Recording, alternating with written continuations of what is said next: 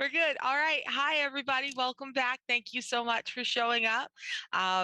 Glad to have you on our special spooky Halloween stream of Wish We Weren't Here, our terrible, horrible, no good, very bad road trip to save reality. We are a traveler down this week. We wish Leland a great week. We'll see him again next week with Rhett. But until then, don't worry. I got enough planned. You won't miss him. Let's pop through and say hello to our cast. Go ahead and introduce yourself, introduce your character. And this week, I think my question is what was the scariest thing was there anything about Wonderland that scared you as a child? And if so, what was it?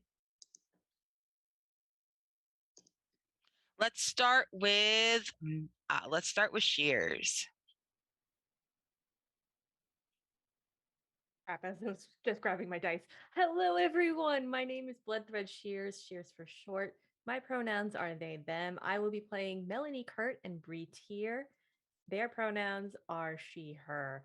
And the one thing that freaked me the fuck out about Wonderland, at least the movie adaptation from Disney, was the tea party. Ironic, because I love tea.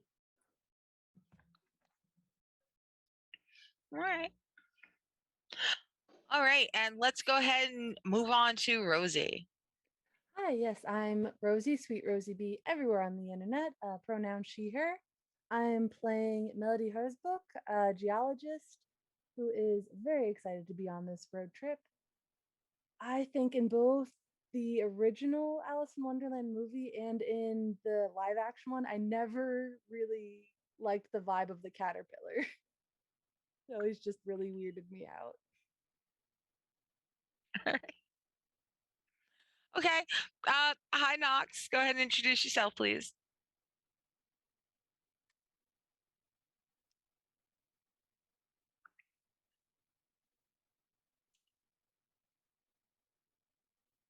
Knox, you're muted. Oh, gotcha. All right, let's go ahead and jump to Ash, and we'll check in with Knox in a second. I'm Ash, they, them. I'm playing as Orchid, Orchid Aguilar, and in next season I'll be playing as Philomel, an imp. And the thing that scared me most about Wonderland as a kid was the Jabberwock, but for a weird reason. But because whenever I pictured it, I couldn't help but picture it like the scene when the Nazgul are chasing the heroes in Lord of the Rings, because I was reading it for the first. I was about the same age when the Lord of the Rings movies came out, and when I read Alice in Wonderland in full for the first time. So all I could picture was like, the dragon hunting down the hero, in this little flat-wooded area, and it seems much bigger in my mind, I think, than it would have been in the story itself. Gotcha. Reasonable. That makes sense.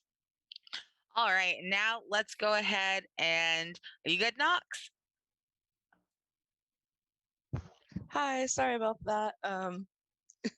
Change of places. Anyways, hi, I'm Knox. She, her. I'm going to be Talia Ramirez, and yeah, I'm really excited to be here. The question was the Wonderland thing, right? Yeah. Mm-hmm. Wonderland wasn't the one that scared me as a kid. It was Neverland. I just want to be friends with the Cheshire Cat, and I love rabbits, and so like March Hare. Gotcha. White Rabbit, all of that. I just wanted to be friends with them. I'm sure you're about to make me scared of Wonderland, though, so this should be fun. Hey, like, I feel like you're casting aspirations upon my personhood. Okay, not that I sent out a threatening tweet or anything, threatening to do just that, because that would be very unlike me. Let's go ahead and get started. So, the last time we saw all of you, you had pulled your vehicles to a stop in front of the lowered boom arm of a large toll plaza condo fortress. It's a lot. Behind it is a chasm. You can't see it yet, but that chasm is bottomless. And between you and all of this stands Milo. Now, Milo is looking a little frustrated. Yeah, not really with y'all. He wished you were here a little earlier, but Milo's been at this long enough to know that that is the nature of stories. Heroes never show up early enough, they always show up just in time. Not your fault. He'll let it slide. And at his feet is an enormous, big, block-headed, steel blue pit bull with a large digital clock.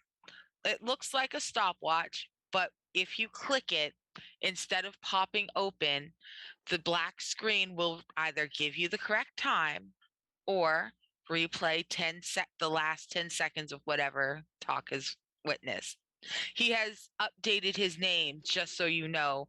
His name is TikTok, but he has crossed the C's out of his name. He did it himself with a little stick. So he's very serious, and we respect this. So Milo and Talk are waiting for you at this lowered boom arm. Milo says, it's about fucking time you got here. We really need you. And there he is, just tall, gorgeous, handsome, in your way, saying he needs you. You have no idea who this is. What do you want to do?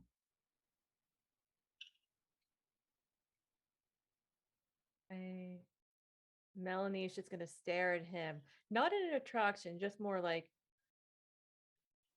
you know how like when a confused dog is like,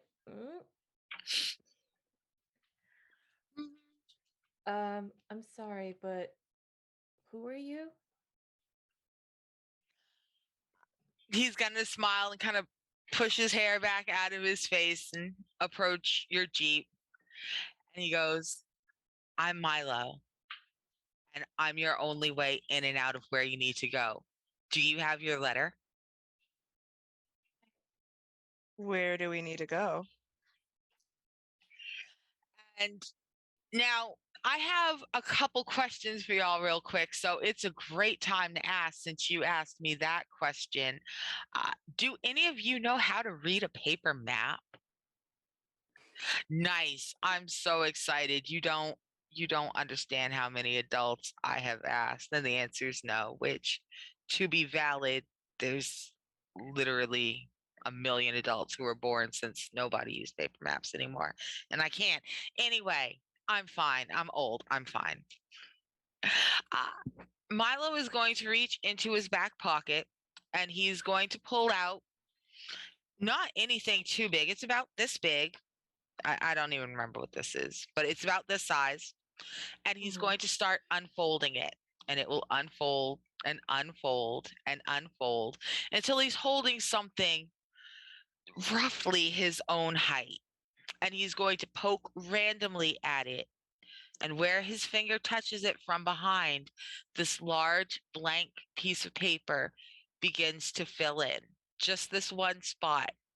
You see it take a raggedy tree lined shape. It's surrounded by high, very jagged mountains on every side. It looks it looks weird. Like nothing is surrounded by mountains like this. It looks as if the mountains have grown around the border of this little country. And inside, in one of the handwritings from the letter you all received, you see that it says Wonderland. He goes, well, it looks like Queen Alice needs you first. You're going to have to head to Wonderland. It's the closest. How Fourth far is dimension. it? Fourth dimensionally speaking, and he kind of stops to scratch his head and goes, I mean, you don't have to go all the way to the second star. You know what? You know what? You know what?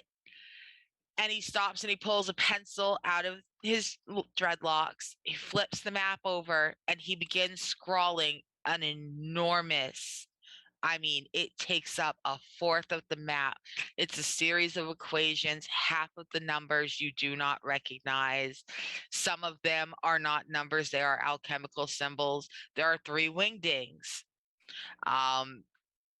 He'll look at it He'll flip it sideways. He'll flip it sideways again.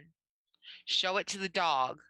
The dog will pick up the pencil, make his own notation, and they'll both fold in half and go, you know what? We'll just send you by the tunnel. It's probably quicker that way. But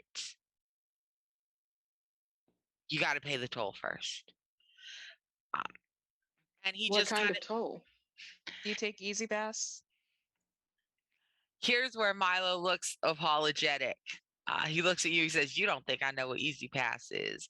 Not all of us have been trapped here for however long. You're not funny." But he's laughing as he says you're not funny. He obviously thinks you're hilarious. Oh, hi, Luz. So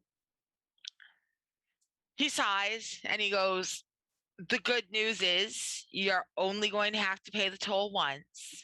The bad news is that there are rules to these sorts of things, and I can't help you with this. You have to pay it. What is the toll? I'm going to need a memory from your childhood. Melanie's gonna like take a moment and just look at Milo.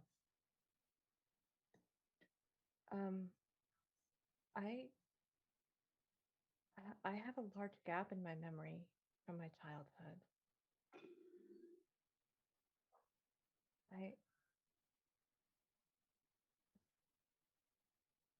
It's hard to explain.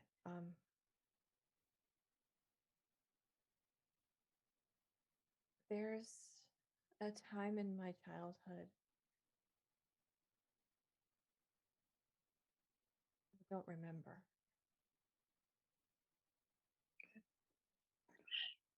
Milo looks at you with deep sympathy and he goes, I mean, the toll still has to be paid. I can take one of those.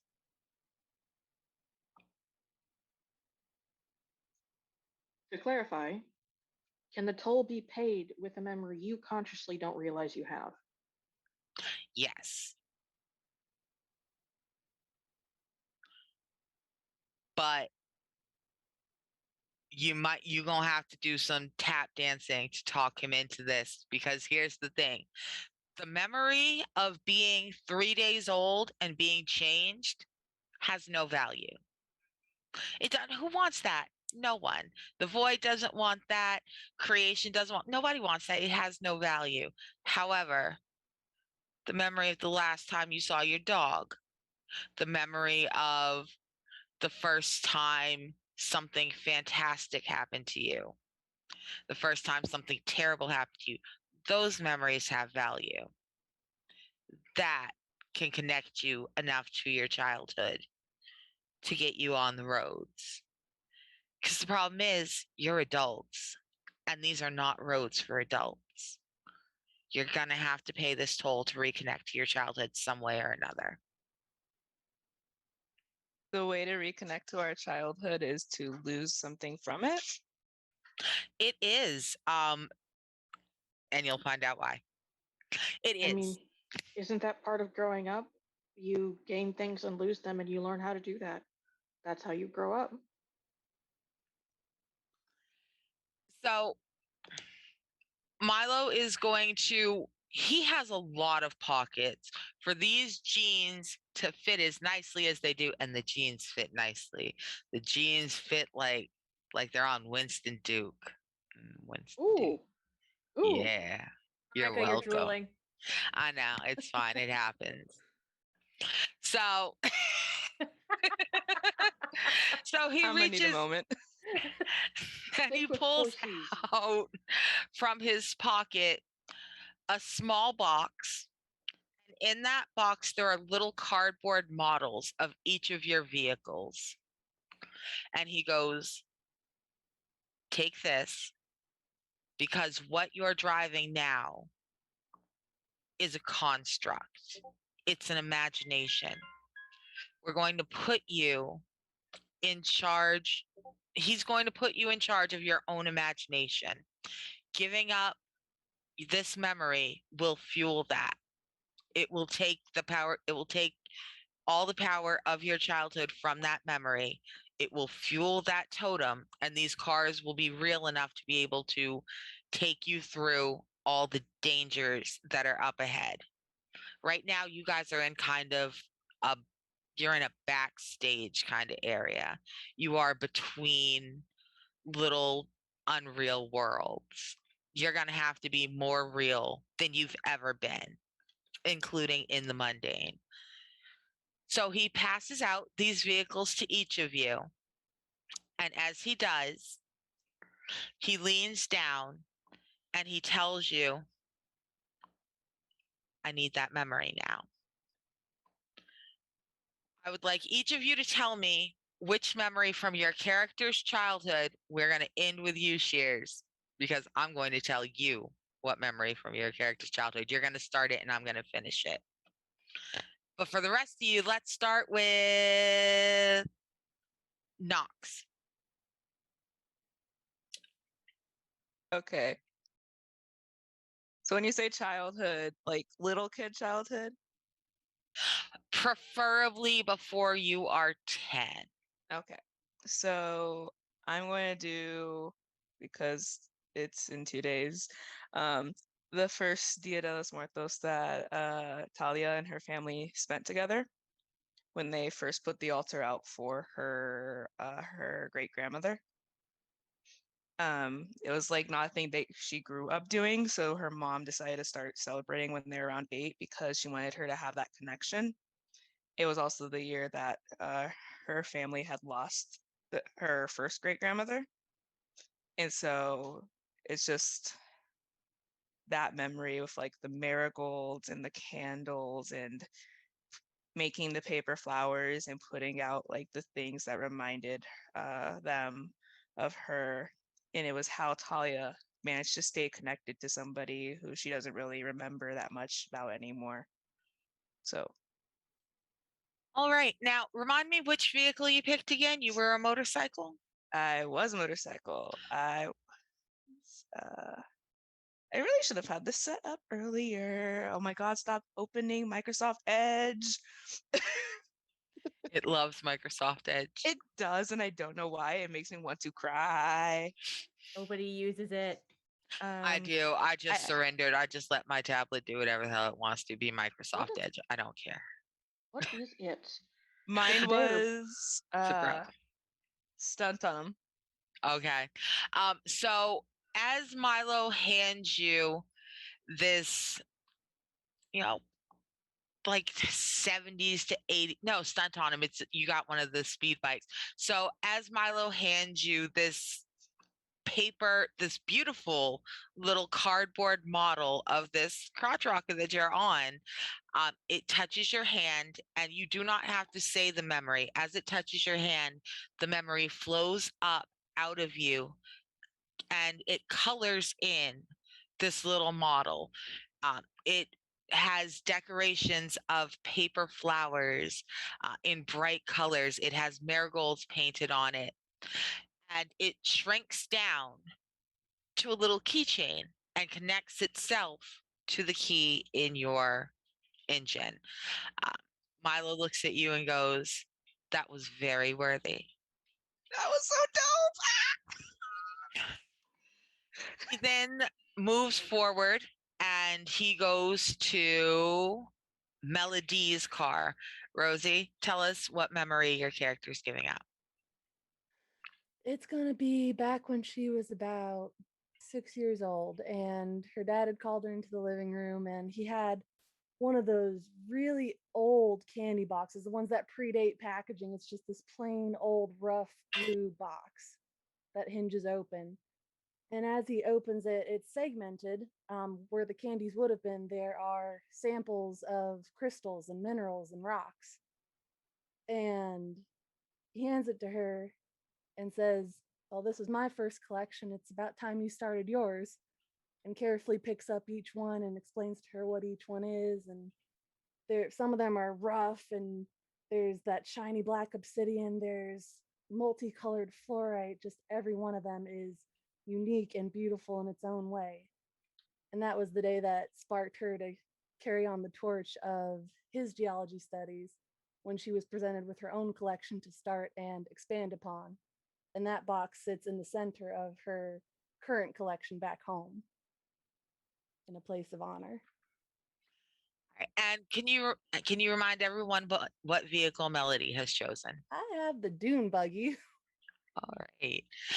So Milo picks the little cardboard dune buggy out and he places it in Melody's hand. And as it touches her palm, memory leaves your brain. And he watches as it turns into a small carved obsidian. It's a perfect replica of the dune buggy you're in. It's carved out of obsidian. The windows are all little different color fluorites. It's adorable. It turns itself into a keychain. It attaches itself to the key in your car. And he looks at you and goes, I promise you that what you are undertaking is worth what you have given up. Thank you kindly. All right, Ash, what memories Orchid giving up?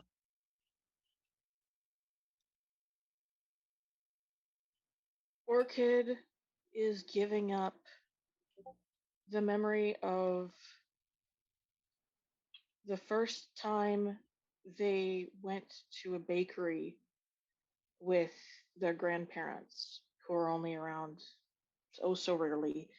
And it was one big day, but it was kind of a normal day. You know the way when you have relatives visit and they visit for a long time and they have like a scheduled time they visit every year. So you do a lot of normal things special.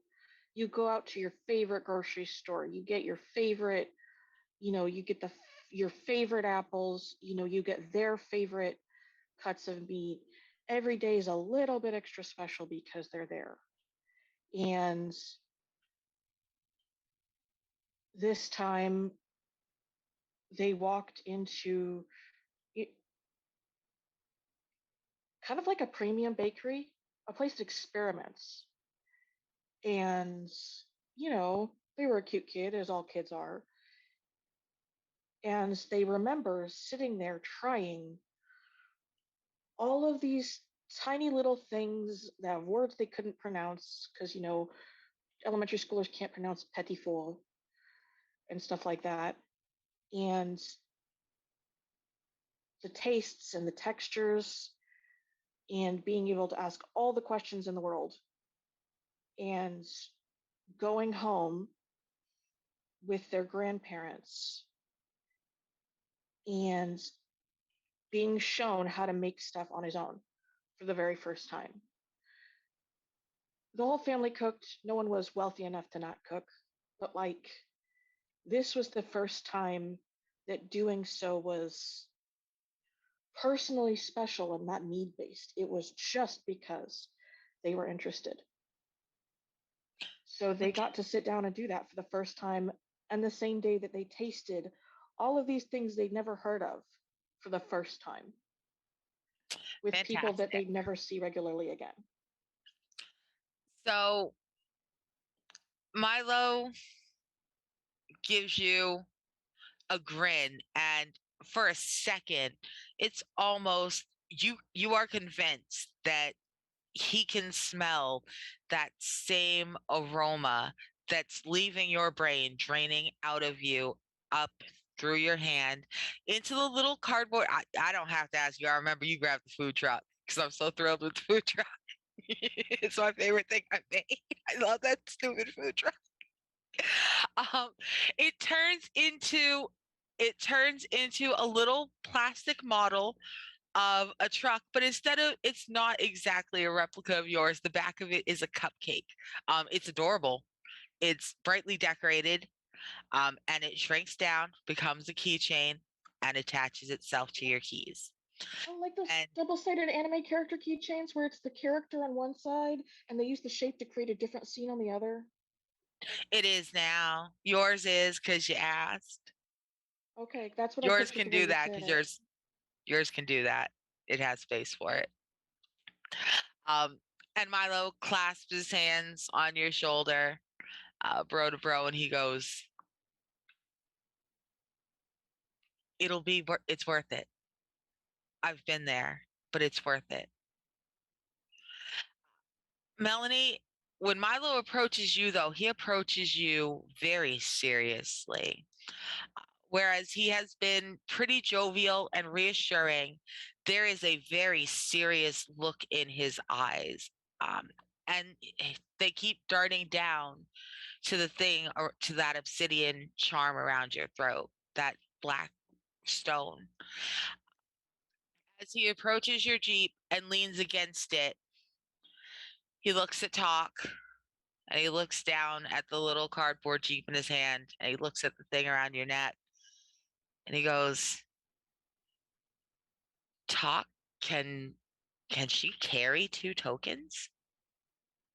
The dog kind of shrugged, like the dog does. He could talk, but what's the point? His perfect little puppy face gives all the answer it needs, which is, how the fuck should I know, bro? I'm a dog. But Milo looks at it and looks at you and goes, you've never taken that off, have you? Oh. He goes, do you remember why you don't take it off?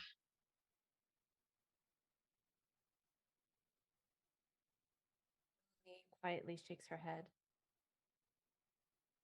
All right. He goes, that's the memory I want. He says, what is the last thing you remember before you found that around your neck? Start there. Just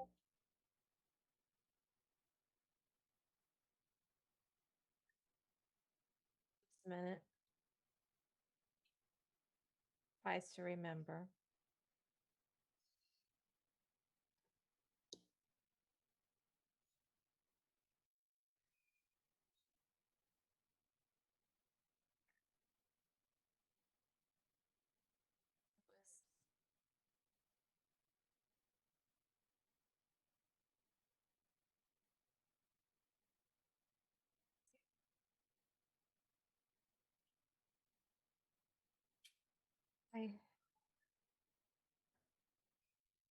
I was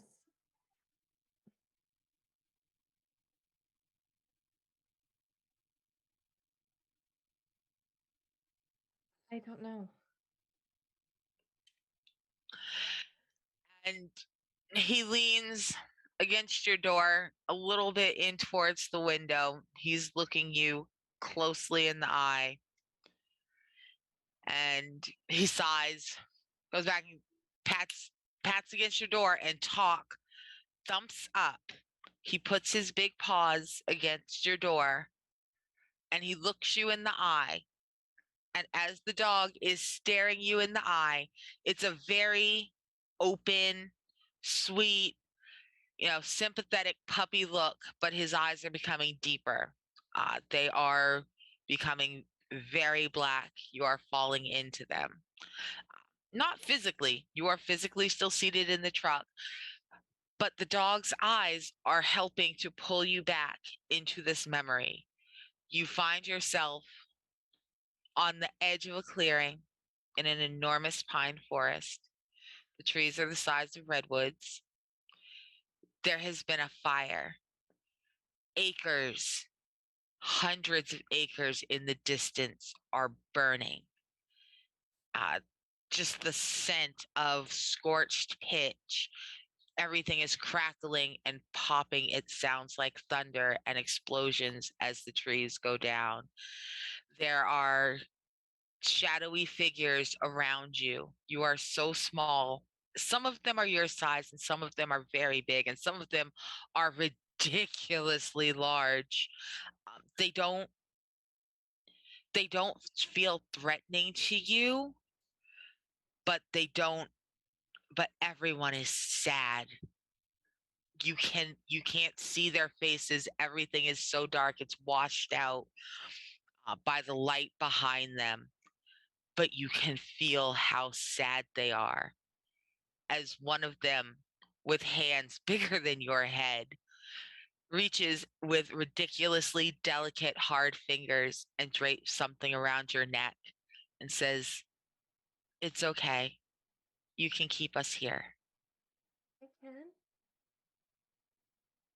But what about everybody else?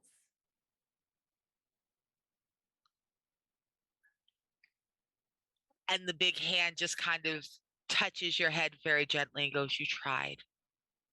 It's not your fault." Sorry. I'm sorry. And as you are, as your voice, so small and so alone, is trying to explain how sorry you are, um, the dog, you find yourself back in your body, back in your Jeep, as Talk gives you a very apologetic lick across the back of your hand and just kind of rests his head against you. You look down to find that you are holding the Jeep, but you are also holding the necklace. And the two of them have become one very elaborate keychain.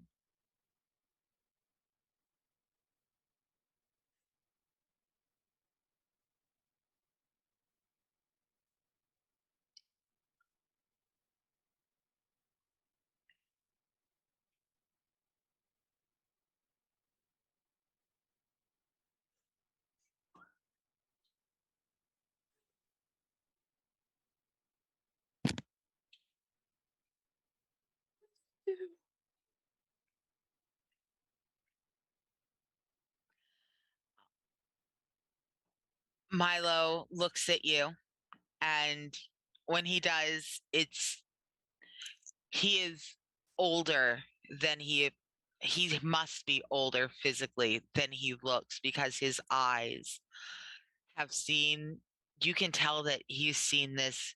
You are not the first person in this kind of pain that he's seen. There is a deep recognition there.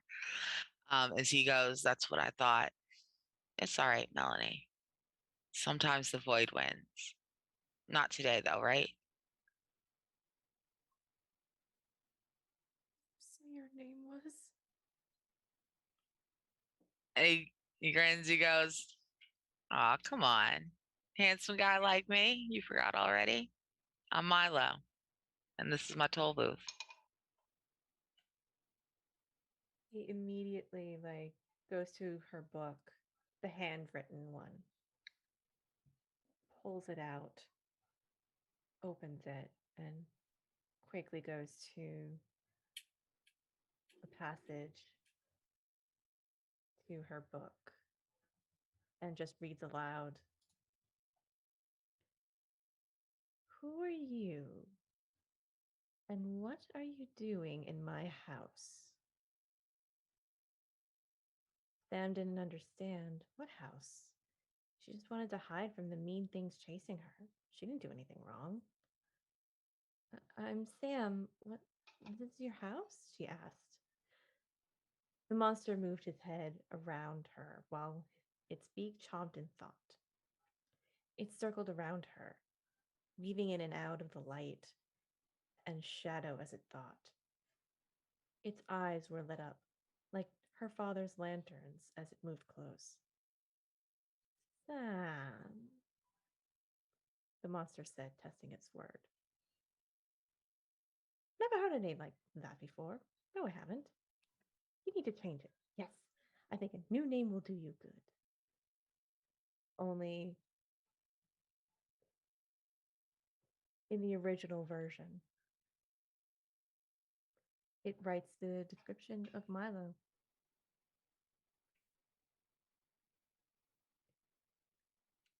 You. We've met before.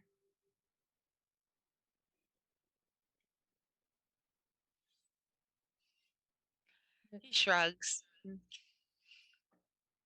I wrote about you.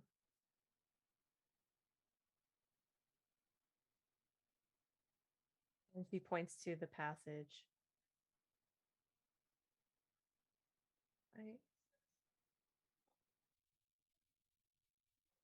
Why don't I remember?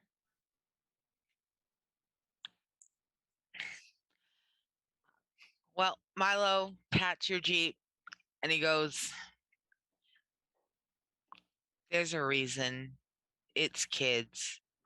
Almost always it's kids because kids are sweet and kids are clever and inventive and imaginative. But also, when it goes wrong, kids just don't remember. And it's the kindest thing we can do.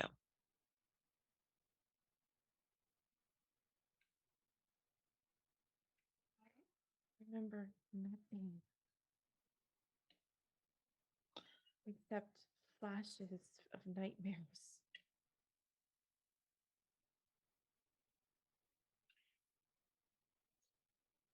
I wrote everything down.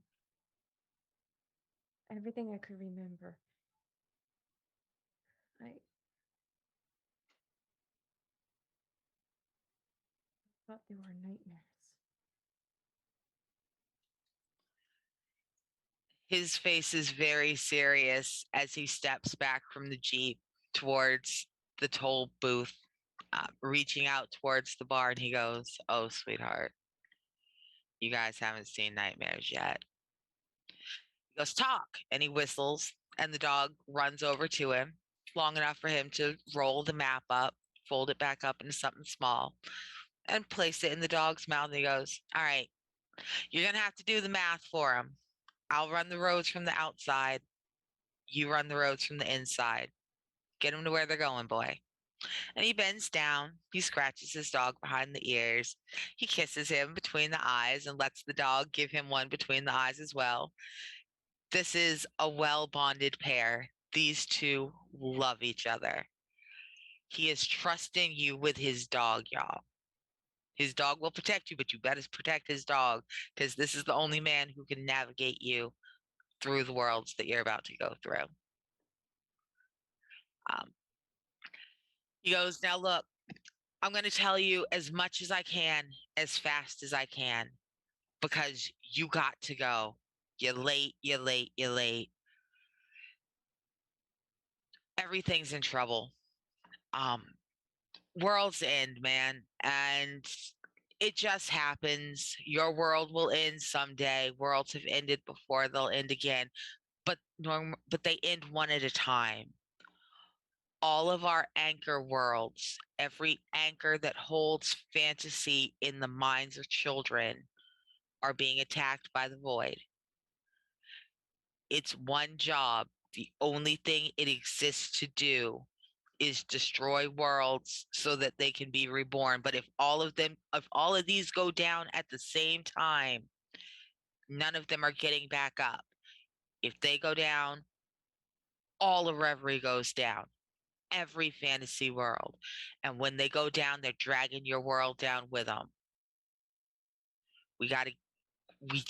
All we have to do, listen close, because we need you to do this. It's important. All you have to do is get into the world, find the anchor, keep them safe if you can. But if you can't, you're going to have to take their place. There has to be a human anchor. Do you understand?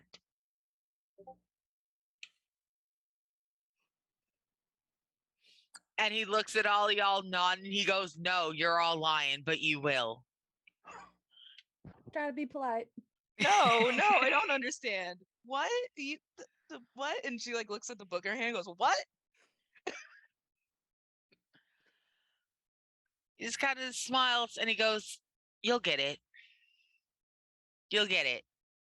Ask Melanie. She's been here before. She can, even if she doesn't remember, she can help you lead you through this."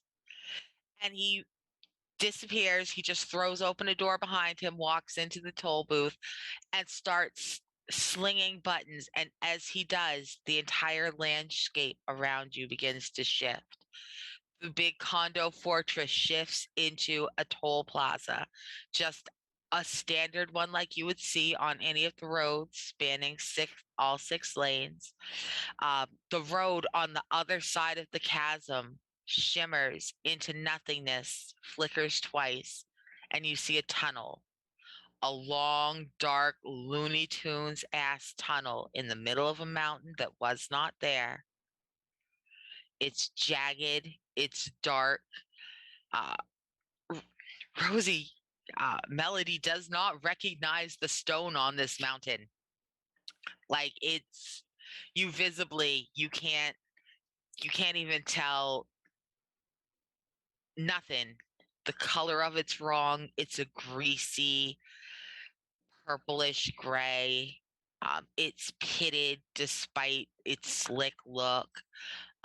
Nothing about it seems to be right. It's too shiny to be as rough as it is. It's too pitted to be as slick looking as the surfaces are. The color is incorrect. It doesn't even look like it has a reliable aligned crystalline matrix. Like it's a mess. And I'm like patting the sample bags to make sure they're still in my pocket because I'm definitely going to see if I can get a sample of that if possible. Oh, you'll trust me, you'll be sick of these fucking mountains. Oh, You'll I'm get a sure. chance. You'll get a chance. But I'm like, oh, new rock. Amazing. Oh, new rock. And the toll booth arm starts to raise slowly. And as it does, you see just the road begin to slowly expand itself across this chasm. The chasm does not close, just the road itself stretches across. And Milo tips his hat to you and goes, I'll see you when the road reaches the end. I'll see you again. And then he disappears from the toll booth. Not a sound. He doesn't walk in anywhere. He doesn't walk out anywhere. The toll booth was occupied and now it's empty. The road stretches ahead of you. It's time to go. Melanie will open her door for talk and say, "Come on in, boy." Talk jumps up onto the seat, settles down, looks at you and goes, I love a ride. He like startles and like, The dog talks. you know what? I looked after huskies. They're chattier than you. He goes, they really are uppity. And he just sticks his head out the window, looks at you, Knox, and goes, talking dog is not the weirdest thing you'll see today. Melanie will like to calm herself, give him scritches behind the ear, like right there, like right at the neck and be like where they go like that. Oh yes, foot is going, foot, tail, everything. Like Good you his boy. new favorite. Good boy. Talia is having a moment. Talia is having a moment. Like, there's a talking dog. There was looks at the book like like Talia. your boss is probably a serial killer. Like, there is a lot going on. Talia. What? If this is anything like my first draft. And she just starts the car. That doesn't help. There's a cryptic person driving a Jeep. I don't know any of y'all. Oh, question. Well, for I don't know Jeep. y'all. I don't know Also, y'all. You know, question: right? Are we all in her Jeep, or did we all No, magically you are transform our all keys into cars? Like, you all drove up in the cars you picked from the gas station. You now have a token representative of your vehicle that makes your vehicle real as it enters into each world. So don't lose your for real, don't lose your keys. Talia's Yep. like on the motorcycle as she's doing this herself. Like, there's a talking dog. I don't know these people. I miss my cats. Is anybody feeding my cats? Does Miss Fletcher have my key? Oh my god, Miss Fletcher's gonna think I got kidnapped. Oh my god, she's gonna call the cops. Oh my god, the cops are gonna be at my house. I don't know who's gonna take care of my cats. I don't know what's going on. Mid internal and external rant, a la Deco from Boku no Hero. Orchid thinks about it for a minute, looks around at the well supplied but hauntingly empty food truck, and then leans out the driver's side seat and yells, "Hey, are we doing like caravan rules here?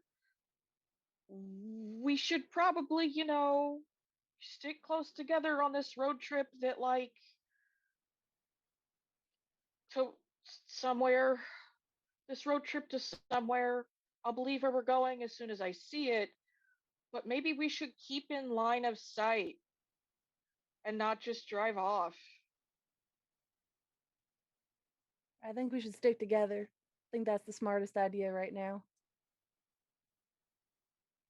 It's best to have all the vehicles, but like, it definitely seems important to me and would be important to Orchid as well to be like, hey, if we're all in different vehicles and we all can't guarantee we're all going to have the same logic process and we all need to reach the same place at the same time, we should all hold hands. We should do everything but hitch our trailers to each other. Buddy system. Yes, buddy system. system. Camp rules. So do You we think we should just put our hazards on? I think the first person in the caravan should have their hazards on, and the last person in the caravan, and everyone else subsequently should not, so you don't blind everyone behind you. Y'all are hilarious. You are on a magical road to Wonderland. There is literally no one else in existence, and y'all put your hazards on. Please help. We're obeying traffic Okay, laws. but you don't need to have Have someone you ever who driven has through something upstate terrain. Y'all in are the dark ridiculous. of night? I have. This is why they always choose kids, because adults go like, "Oh shoot, I Yeah, gotta the get kids my will be out hazards the on." gate. Yeah, kids are like, Right, oh kids- yeah, Kids are like, sweet "All right, motorcycle. Magical Left Adventure, 5 the minutes adults are ago, having y'all are internal like, okay, get your crisis." hazards on. Like, no. I think it is perfectly reasonable to look at a cartoon fucking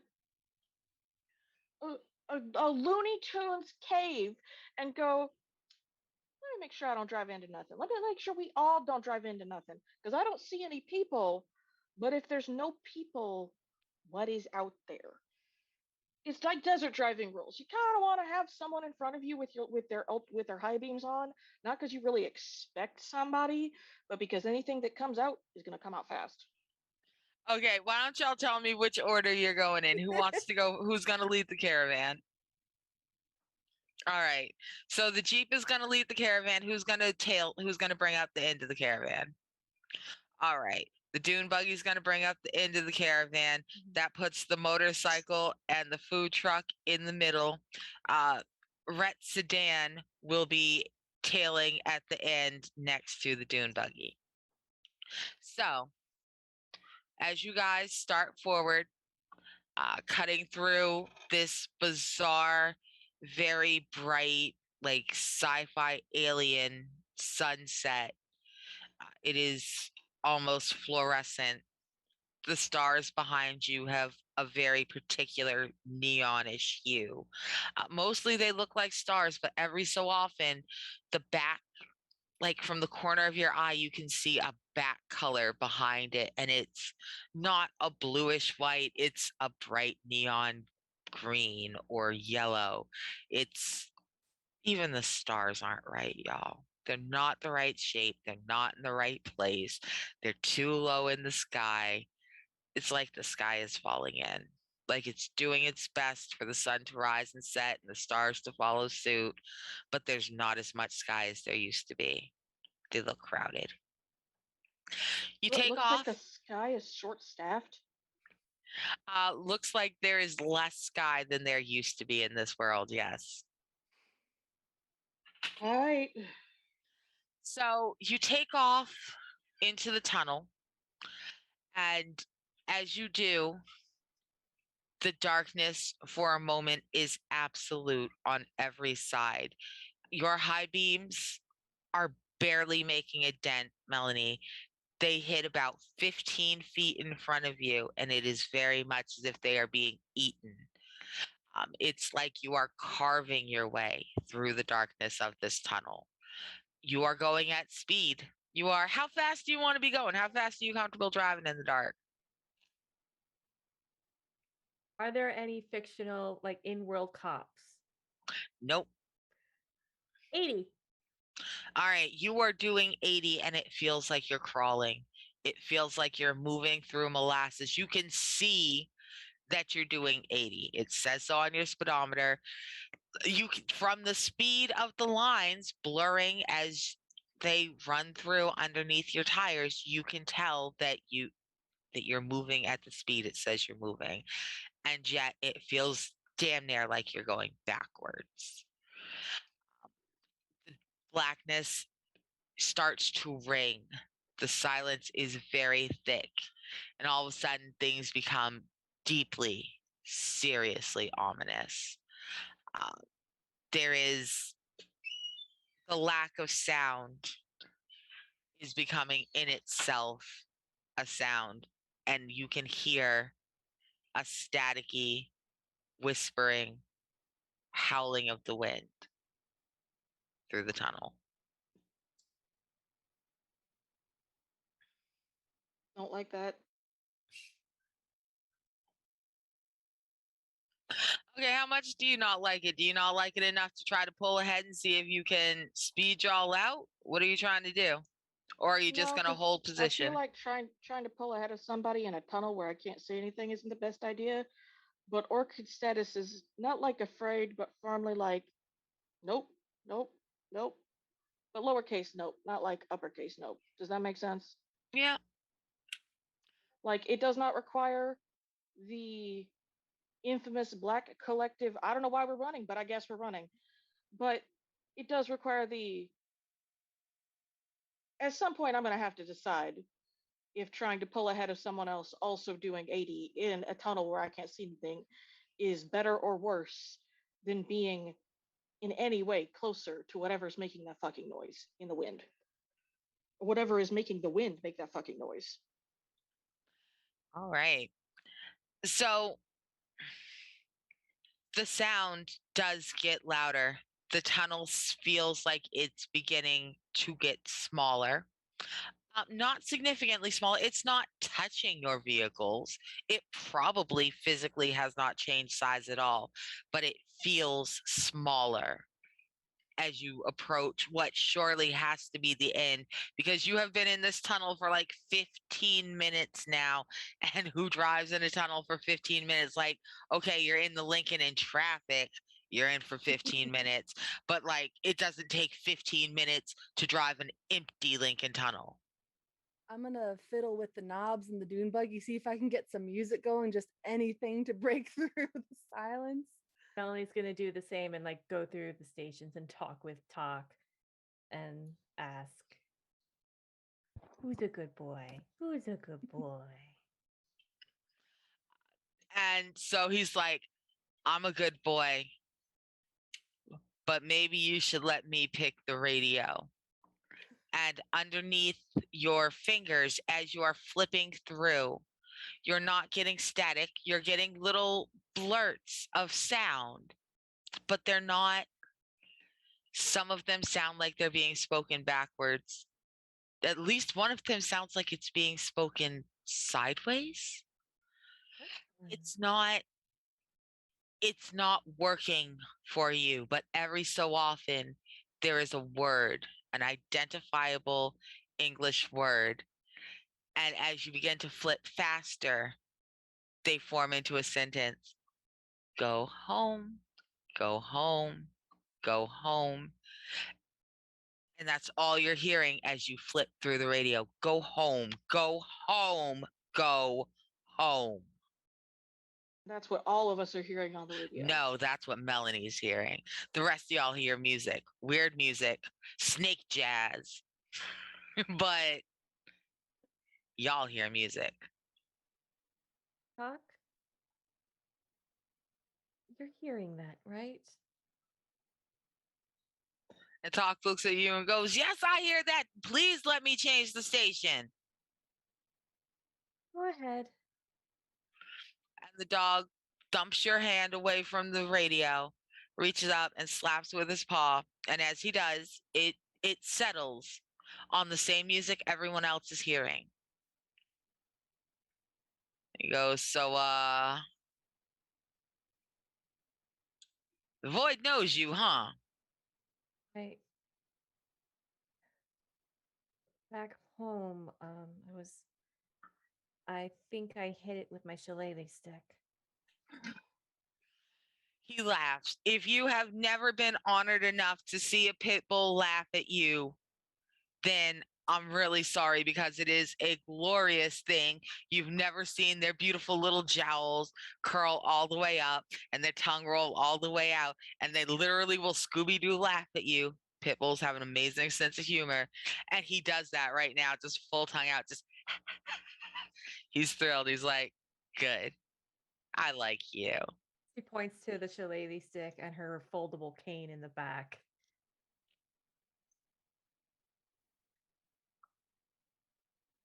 You're a good boy.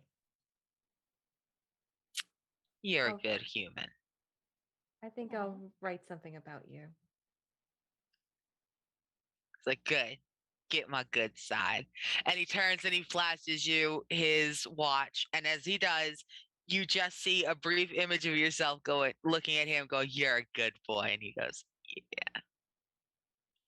She gives little extra like deep massage scratches as she's driving. So Melanie has continued to go forward despite a voice telling the lead car that all of you should be turning back and going home. Even though the rest of you have not heard that, you have just been hearing weird, unworldly music.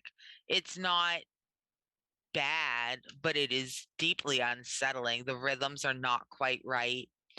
The tempos change in places where humans would not change tempo. It is not people music, and it is in itself unsettling. Do any of you try to turn the station, turn the sound off, turn it down? What do you want to do? Let's start with Ash. What does Orchid do? Orchid tries to change the station, if nothing else for variety. Okay. As you try to change the station, it becomes, it's like you've turned to the same station at like half a beat behind. You are now hearing the sound layered. One of them at regular tempo, one of them half a beat behind. They're not at the same cadence. They are not at the same volume.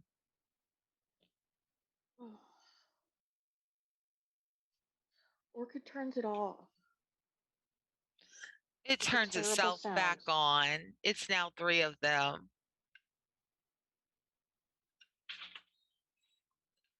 Something is obviously trying to deliberately bait you.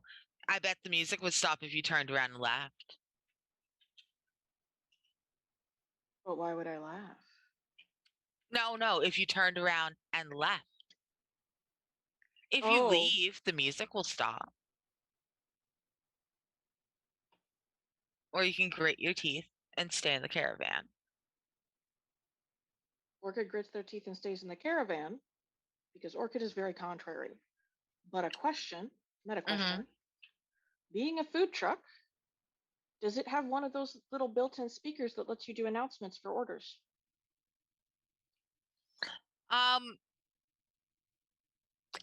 it does. I'm gonna be honest with you. I would not turn that on if I was you. If you want to turn it on, I would not turn that on if I was you. Okay, other players, all of y'all eyes are about to bug out. Do I go for pure chaos and go I might as well? Hold on. Do it. Nods, nods, nods. Okay, show of hands. What would Rhett do? Like Rhett would do it. Lee? Okay. Rhett would pull out a Bluetooth speaker out of a fanny pack. Oh my gosh. No, I'm using the same in the car, but first of all, no, it wouldn't be on a fanny pack. It would be one of those really obnoxious JBL speakers that carabiner clips onto someone's cargos. My friend has No. one of those. Uh-huh. I'm assuming we'll be haunted by that later. Uh, I will not turn on the announcement speaker yet, but I may yet be tempted if it gets any more annoying, just to find out what the hell else is going on here. Okay. Um, so Knox, you are in a unique position where everyone else is protected. They are inside a vehicle. You are riding exposed on a motorcycle. When you feel the blackness pushing in, literally are feeling the darkness pushing in. You are keeping yourself as close to the food truck as you dare, if only to have something you know is real stationed at the side of you. But as you are doing 80 miles an hour through the darkness, following the hazards of the Jeep behind you, uh, you very much are feeling alone. The world is starting to feel unreal and small and tight around you. If you looked behind you, you would no longer see the exit to the tunnel.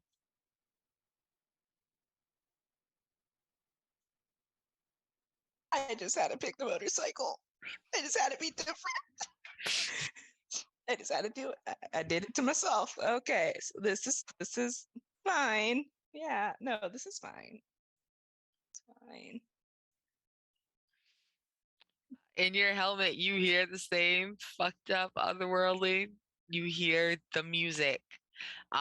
It's becoming slightly more dissonant, but also the strange off rhythm, this clapping on the 1 and 3 ass song is picking up pace and tempo into something very uniquely itself.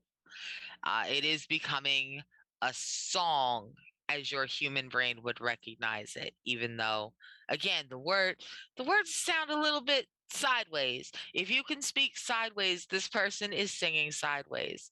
You hear it through your helmet. Uh, the darkness is pressing in on you. What do you want to do? She's just gonna start like singing like uh Nirvana in her head. Like it's probably Lithium or Heart Shaped Box because I'm basic and I know 3 songs by Nirvana, and those are 2 of them.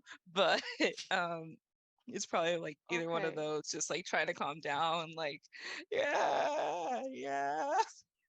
It's lithium or heart-shaped box and not smells like Teen Spirit, even See, though I when the do love. lights out, it gets dangerous. Oh, Here see, we that's are now, fair, but I was and Okay, thinking we lithium sing. serious. because it literally is just like ah, because it is it's yeah, but kind of like you scream it. So she's just like in her like ah. I'm here for Lithium. Good. I love I like it as lithium. a musical decision. It's such a good Although Heart song. Shaped Box is my favorite. But It is. It anyway, was my favorite song for so many years. so the blackness is closing in on you. You are trying to sing, you're lithiuming in your little helmet. You are safety first as you're trying to drown out the pounding music. Um, and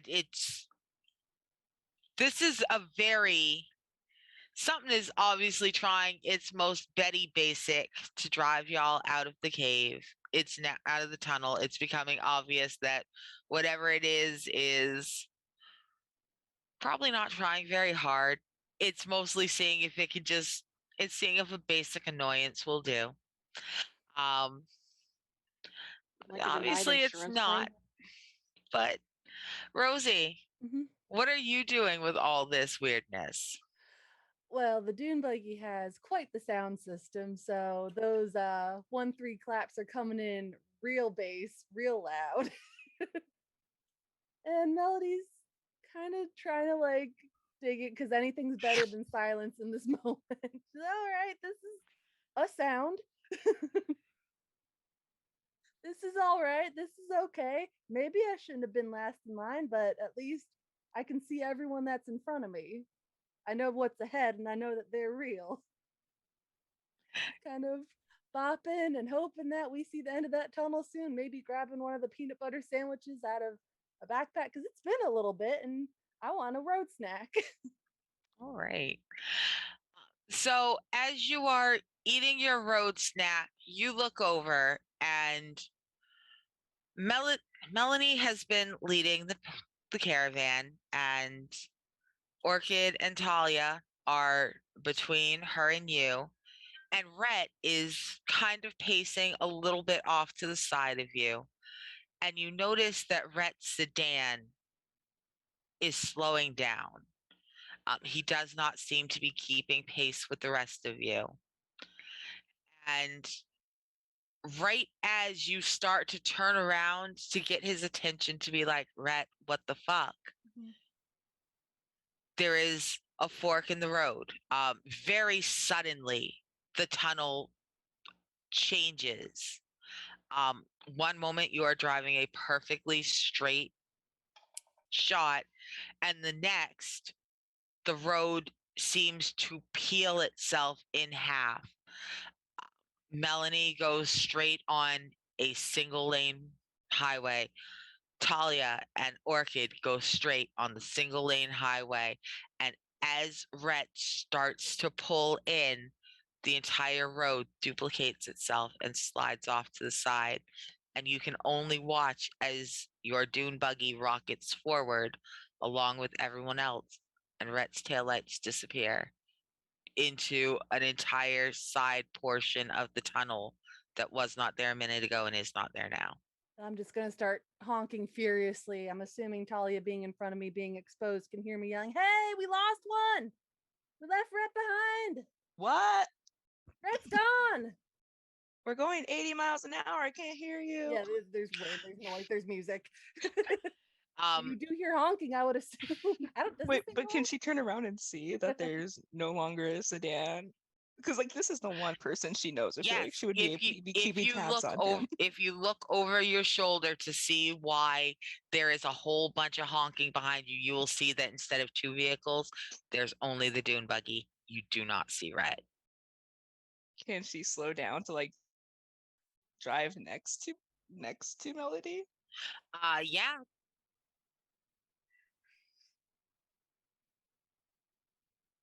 I don't know. The road went weird. What do you mean the road went weird? It went that we were on one road and then it was two, and he went not with us. We've only been going down one road this whole time. I know, it was as if it popped out of nowhere. It was the weirdest, well, not the weirdest thing. We've seen a talking dog today, to be honest. But it was, he's just gone. Should we get? I- It would be him. Yeah. It would be him. Melanie's or not Melanie. I'm not Melanie. I'm Talia. The funny thing is, I said Melanie and I meant Melody. Today's been I'm doing great, y'all. Anyways, You're doing great. Talia is gonna be like, "Hey, don't get lost," and drive like try to speed up again to pass the new salon. Right, and I'm gonna try to keep us real tight, at least like us two. Yeah, like Sure that like whatever you're doing, I'm going with you. yeah, like is the tunnel wide enough where we can kind of all be driving next to each other if we wanted to? We're just doing this for our own for whatever reasons. Like two Yes, and two. the tunnel is very wide. Honestly, you guys could drive 3 and 1, 2 and 2. It's 3 lanes, just to be Okay. contrary, so that you can all drive evenly. Okay, so there Talia's gonna be like, follow me if you want to live. Anyways, and like go next to work and be like, we lost Rat. And I'm then gonna like speed up and close that gap. yeah, So like I guess when Orchid hears all the honking, he rolls down the windows and looks to the side and realizes that like, oh shit, the bike's not in my rear view. Oh, the bike's to my side, and that's when they hear that, oh, we lost Red, and they were like tunnel vision, so they didn't even catch that we lost Red. They were like, "What? What are you talking about? It's one road." It was two roads apparently. Uh, do we do we go back and get him? I don't think we can. I'm gonna go let Melanie and the dog talk. This is my life now. I'm gonna go let them know. So Y'all stay basically, together and please don't get separated. so basically, we try to go lower than 80 because that way, if we need to Well, slow down, if the well, road splits again, don't do that until I tell Melanie, because then we're gonna lose her shit, and the dog shit. only one knows where we're going. So let me go tell them, and Talia's gonna like vroom vroom and like go tell Melanie like roll down your window. Melanie is in like full conversation with Talk about how certain dog breeds are better behaved than others. And in her opinion, she would totally adopt a pit bull. I mean, like, they're so lovable. They have the best laughs, the best smiles. They're adorable, and the body wiggles are super cute. And Because people don't understand how I excellent know. we are. We're handsome. We're clever. We're great with children. We don't sit there and climb into your clothes and be like, "Oh, I'm stuck in your hoodie pocket." Also, someone is doing a whole bunch of. There's a human doing things in the window. We're gonna put a pin on this, but yeah, rolls down the window. Now, is this like the rolly one or like the electric? No, you got a crank window. Ah, perfect. So she's like cranking it down and like trying to like get it all the way down. What Roll is going? down we lost Rhett. What? We lost Rhett. Fanny pack. British. Asshole? Yeah, that one. Annoying. Puts on her blinkers, starts to slow down. Okay, Talia's also slowing down, so she's not like in the front, like. And Talk looks at you very seriously and goes, "Do not slow down.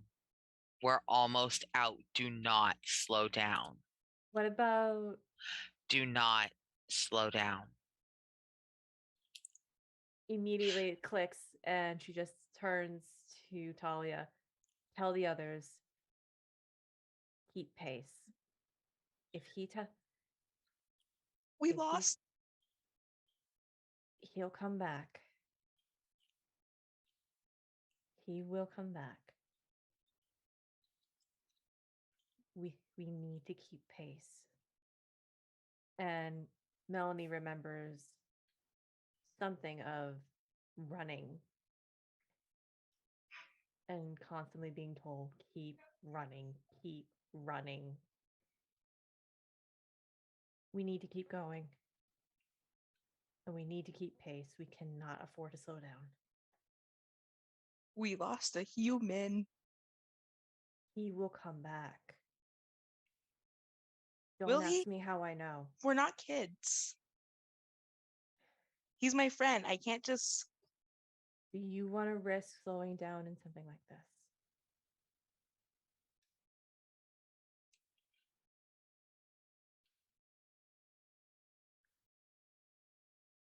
Talia's really bad right now. All right, but how mad are you? Are you stop your motorcycle anyway mad? Are you don't carry the message back mad? Or are you grit your teeth and keep going mad? She's gonna just look at Melanie and just start slowing down to catch up to the others in the back, because she's not the kind of person that's gonna let them get screwed over if Melanie's right. But she's gonna tell them, and she's gonna be very clearly not happy about this. She's gonna be like, they said not to slow down. They don't. He'll be back. Said that? He'll be back. Oh, all right. So sorry, Shears. Oh no, that was perfect. I love it. I'm just like, excuse me while I go over here in this corner behind my microphone and hide. You don't see me. No, you don't see me. You don't see a giant blue thing. It's like Continue. he'll be back. That's what they keep saying. It's okay. He's just a person. It's like not like we misplaced, a human being. And she's been here before, but that just She doesn't remember it. true. And we did have a buddy system.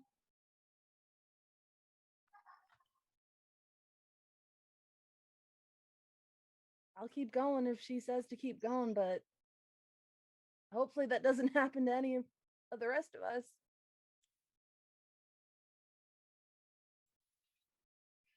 If we want to find him later, we have to be able to see where the fuck we're going. We need to find a we're not going to find a stopping point in here. We'll follow Melanie. Fine, but I'm not gonna be happy about it. All Well, right. be not happy about it at 80 miles an hour. Let's go. All right. So, Orchid and the food truck pick up speed. They fall in line behind Melanie, leaving Melody and Talia to exchange glances and follow a little bit slower, but still keeping pace. You do not lose sight of them. And as you do, very quickly, you should have seen some light ahead of you. You should have seen something. Should have been like, oh, there's the fucking end of the tunnel. Just thank God. Instead, one moment you are in the darkness. The noise just will not stop. The bad backward sideways snake jazz is happening. And the next you are out. You are in the middle of a deep forest. It is, what the hell is my phone doing? Oh, my phone is dying because I've got it streaming Twitch and I don't have it plugged in. You are in the middle of a very deep forest. It is dark.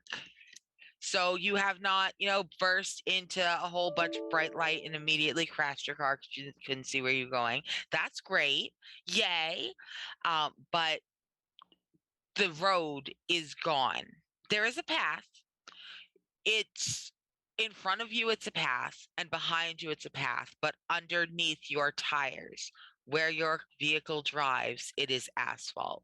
The road is hiding itself in front of you and behind you, almost as if they are trying very hard to make sure no one knows you're there. Like someone is working their ass off to erase every trace of you the second you pass by. It's almost like you got a real good fucking friend somewhere.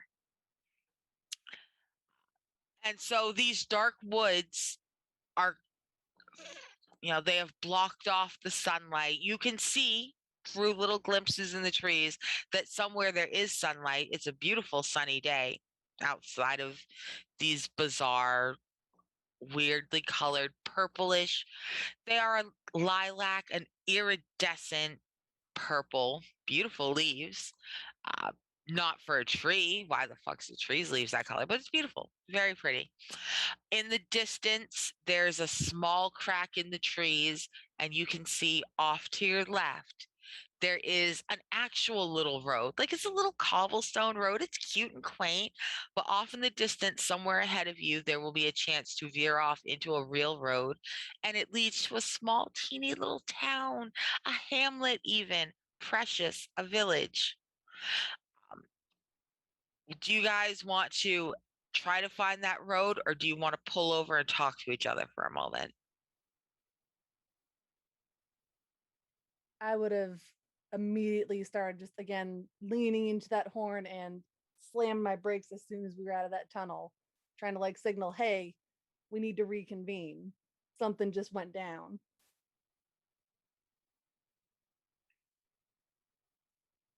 I still had the window rolled down. I hear the honking and I look at Talk. Question on my face. And the dog just kind of shrugs to you and goes, I mean, you're out now. I would stop. Also, I want to run. Also, I need to pee. Also, I want to stick to. You want to stick? I want to stick to. You have 2 sticks. I want to Yes. stick to. He like pulls over puts on her hazards,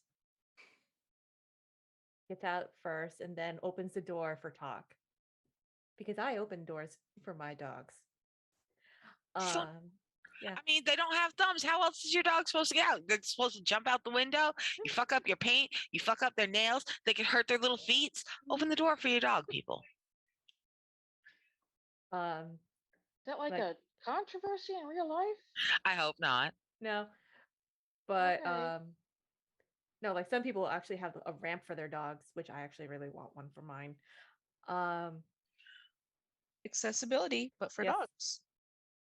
Opens the door for talk and be like, "All right, go find a stick, come back, and we'll put it in the car. All right, good boy, go get it." He gives you a look that says you get. That look very clearly says you get one and you spent it. But he does run off into the woods to go find a stick, leaving you Worth it. leaving you to lean against your vehicle or approach the others. How would you like to do this? Are they approaching you or are you approaching them? After the interaction with Talia, she's not exactly sure how to interpret. Melanie's autistic, so a lot of things are gonna go over her head. So is Talia. Mm-hmm. Oh, it's gonna be fun. This is why Melanie didn't get that deal with HBO.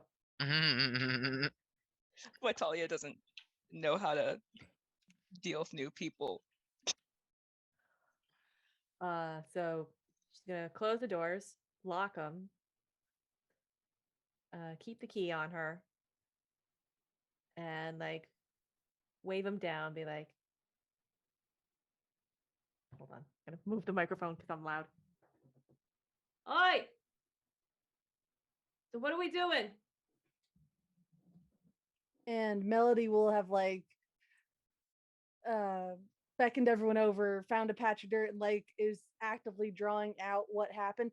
Like, here was the road. It was one road. You went by, you went by, you went by, I went by, and as I went by, the road went into two and went that way. That doesn't make sense. And now he's gone. And I don't know how long we're in that tunnel. I don't know how far behind us he is. I don't even know if he's on this plane of existence. But he's gone. And that's a problem. You said that he would be back. Do you know how long? Do you know where he's going to pop out? Question for the GM. Yeah. Does Melanie remember anything related to this?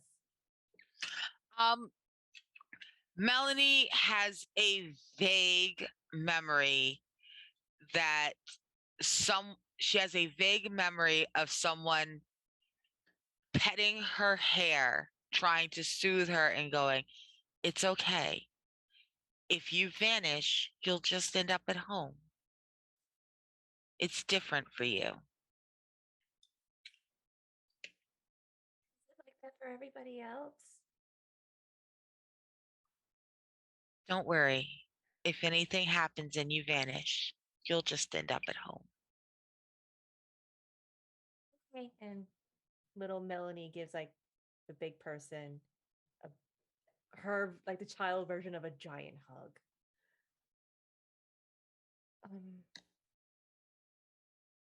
Yeah. If someone gets lost here, they end up home. He'll be back. He's safe. His fanny pack, however,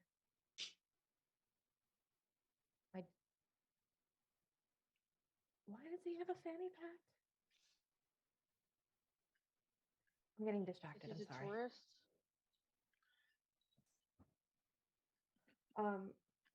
But I'm remembering bits and pieces. It's not a lot, but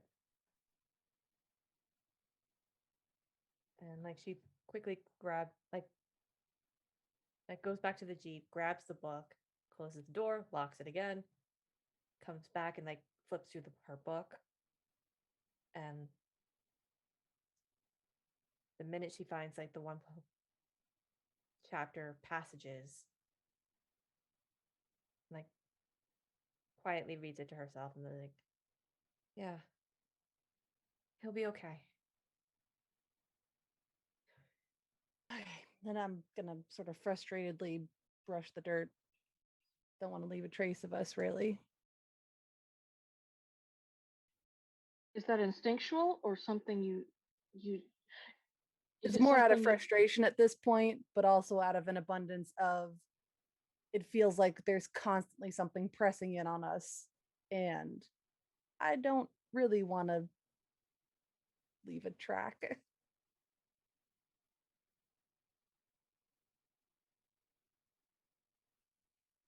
All right. So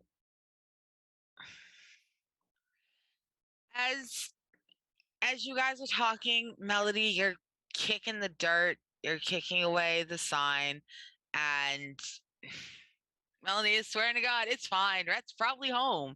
Like maybe he just bailed on you guys. Not a problem, right? Just roads do this all the time. It's not that she seems like she doesn't care. She doesn't seem cold about it, but she is definitely a bit distracted. Damn near, Melanie's there, kind of. She's focused. She's not thinking about Rhett. Um, but while you guys are trying to figure out what to do, a scream echoes through the woods. It's sharp, it's shrill, it's a little bit inhuman, and it's coming from the opposite direction of where you see that little hamlet village. So, you guys can get in your car and try to head towards the town, find somewhere safer to keep talking, see if you can figure out what's going on. Or you are missing someone, and there is now mysterious screaming in the woods, not too far away from where you guys ended up. Maybe there really was a different turn and Rhett just accidentally took the wrong turn, and now that's him hollering for help in the woods. Who knows? But you guys have a choice to make, and you can make it in a little bit because it is almost time for break. And What are you doing? I know I'm like that shit.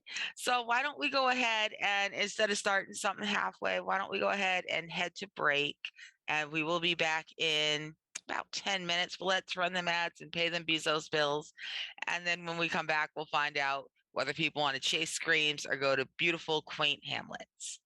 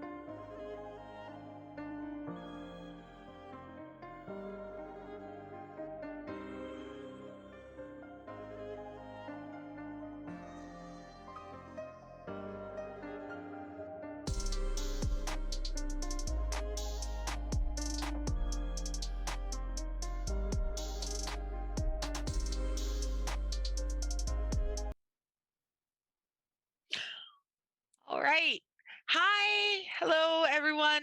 So glad to be back. Thank you for joining us again for the second half of Wish We Weren't Here, our terrible, horrible, no good, very bad road trip to save reality. So, the last time we checked in, there was a scream, a piercing, unearthly, slightly inhuman scream echoing through these absolutely unnatural, ridiculous, beautiful purple trees and the thick undergrowth. It's coming in the opposite direction of the beautiful, very calm, not at all scary looking little hamlet nestled off in the distance. And now you guys have a decision to make. Are you going to try to run away from the sound of that scream? Are you going to run towards it? Are you going to run over to the hamlet, see if maybe Rhett has ended up in one of those two places? What do you want to do? Melanie's gonna call out for talk Okay. because he wanted a stick. She hears a scream and goes, "Talk." Um, there is a tremendous crashing through the undergrowth. There's a lot of noise, and Talk comes running out at full speed. He has a sizable, it's big. He has a big ass stick. It is It's just a heavy. tree branch like that, like this thick. It is a decent size freaking branch. It actually kind of looks very much like he snapped off a small sapling. Like he's bigger than a regular dog. He does have the bite strength to have torn out a very small tree. And he has a very small tree and he's running towards you with it. Roots and all. No, he has bitten it off. It is sharp and jagged at one end and leafy on the other. It's about like 5.5 feet tall. Oh my gosh. Wow, this reminds me of a dog that I had. Me too. Small, like medium-sized Bernese Mountain Dog, giant ass branch hitting everybody on the way out.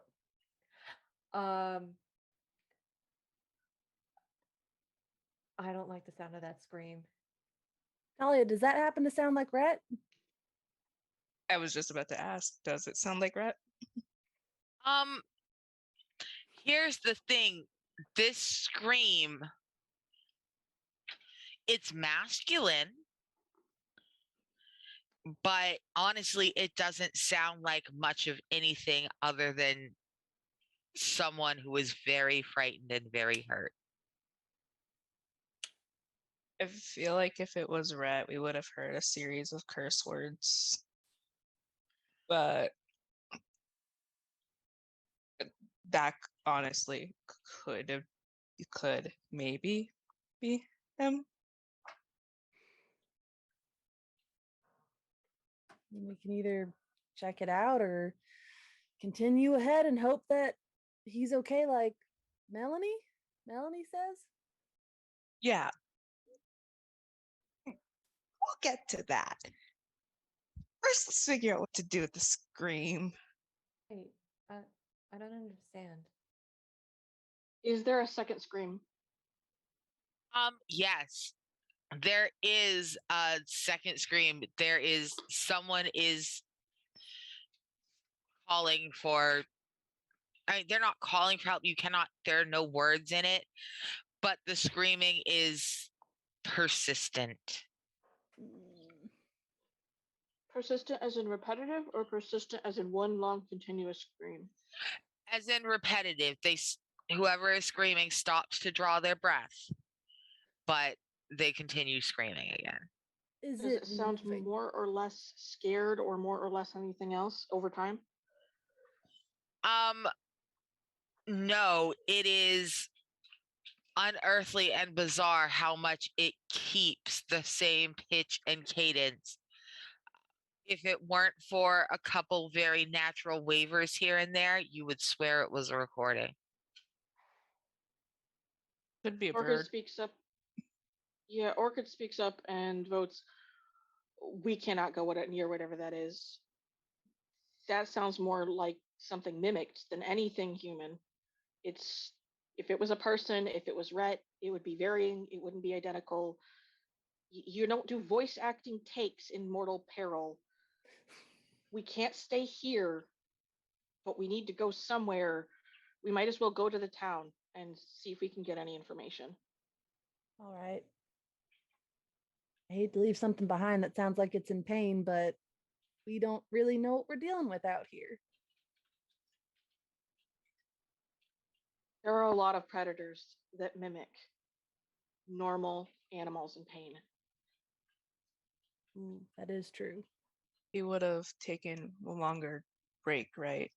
If it was really him, right?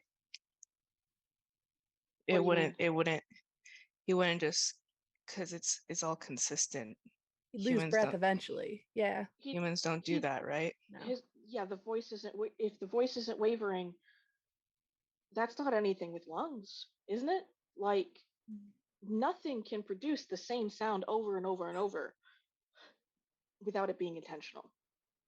Like even if you're screaming and panicking, if it were Rhett, it wouldn't just be he'd be cursing. He'd sound different. He'd be losing his breath. He'd sound out of breath. His voice, his pitch would be wavering. The fact that it's so repetitive, it At the same distance. it reminds me of mountain lions. Oof. Not in the sounds they make. Mountain lions don't always make that much noise, but Right. if you don't know that they're there, you don't know that they're there. You don't know. They're too good at hiding. They're too good at blending in. No, we can't go near whatever that is. And if it is a person, it'll make another noise. Great. What does everyone else think? Because we've got probably 90 seconds before that thing gets. Oh, here's a good question. Is the noise getting closer or is it Right. staying in the same spot? The noise is not getting closer. Coming in with the good questions because I did not think about that.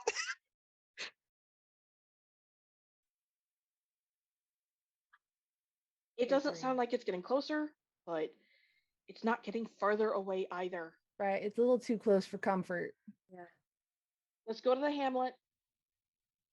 Hopefully, they speak whatever language we speak here, That's a good point. and one of us will have success and ask some very basic questions. We need to figure out where we are, and we need to have some discussions in the process. I speak Spanish, but I feel like they don't speak that there, considering we're in storybook land. We're just going to have to hope this auto translates. So, Melanie, you're the last one to vote. What do you think? I agree. Let's head to the hamlet. Okay. Also, how the hell am I going to get that on the car? And she just points to the giant stick that Talk came back with. It's a Jeep. It's got good hauling power. Oh, you mean in the car? Okay. Orchid volunteers. Bakers are really strong and have to move huge 25, 50 plus pound bags of materials all the time. So Orchid's like, Talk, do you need this stick? I very much need this stick and only this stick. I cannot have another stick. It must be the stick. Fine. Orchid hefts the whole thing over their shoulders, arms at 10 and 2, stalks up to the Jeep and shoves it through the back and is like, let's go. We're leaving. I said 90 seconds. It's been 75. Let's get out. Immediately, Melanie's like doing the tap thing. Talk. Come on. Opens the door for him and starts up the car. So Talk hops in the car. All of you go ahead, get in your vehicles, mount up on your bike as needed. And as you take off, you follow the road, the little path that is a road only when you drive on it and is nowhere near a road at any other time. And as you head towards the little hamlet, you veer off left, you start heading out of the woods, and you hear one last scream. It's longer, it's more terrified, and it ends very wetly, coming from off to the right. So you continue to the left. There's just don't worry about what happened to the right. It's done now. The right hand path is done.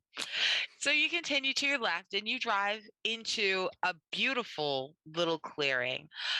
The grass is a very bright green. It waves in the breeze. The sun is warm as it beats down on the cars, but not too hot. Talk has his whole head out the window. Talia, it feels wonderful on your skin. It's driving away the last hints of the cold and chill of the tunnel. And as you crest the little hill, you see that there's a small brook that separates this side from the hamlet. And it is just a picturesque little village. It's cob and thatched roofs. It has little round windows. Everything is a little bit small. Like it's not too small for humans, but it will be a little bit tight for some of you who may be 6 feet or taller. If you are about 5'5", you'll be like a tall person in a regular room. If you are under 5 feet, you'll fit comfortably in all the buildings. But you roll up on this gorgeous little town, and they are having a festival. It is Halloween there. Everybody is, at first, you think everyone is dressed up in the most cunning and adorable animal costumes you've ever seen in your life. The eyes are very bright and lively looking. Their fur is soft and shiny. It moves in the wind just so.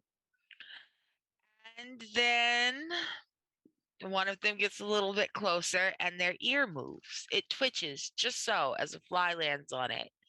And you realize that no one is dressed up for Halloween. There are all sorts of little animal people walking around in adorable little outfits, smart little waistcoats and dresses, pinafores. They're all dressed about a century out of date, but sharply dressed a century out of date. And they all look thrilled to see you, despite the fact that you are pulling up large human creatures that you would assume they'd never seen because you ain't never seen shit like this. So you would assume they've never seen you back, but they look thrilled. They all rush towards the vehicles as you cross over the bridge and stop just outside the gates of the town. They rush up towards you. They're oohing and awing. They're touching the vehicles, and they're all looking expectantly at you, waiting for you to get out.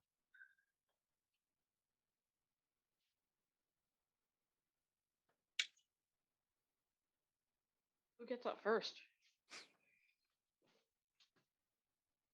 I'm a bit frozen as Melody thinks that these are just an entire crowd of cryptids and she doesn't quite know how to react. They're real. They're real. Oh my gosh. And there's so many of them and they look like I want me to get out of the car, but I don't really want to get out of the car. When there's so many and we are so outnumbered. Yeah. So Is there a Mothman? I mean, technically, in the fact that there is a moth in a vest and a top hat. So, I mean, he's probably a man and he is a moth. So technically, there's a Mothman. Melody catches sight of the Mothman and just stares. Just dead, just cannot stop staring at Mothman. As dapper as he may be. He doffs his hat to you. So I have a quick question for you guys. I, in fact, have 2 questions now and 1 question later. I'm going to ask Shears first. What is the friendliest woodland creature?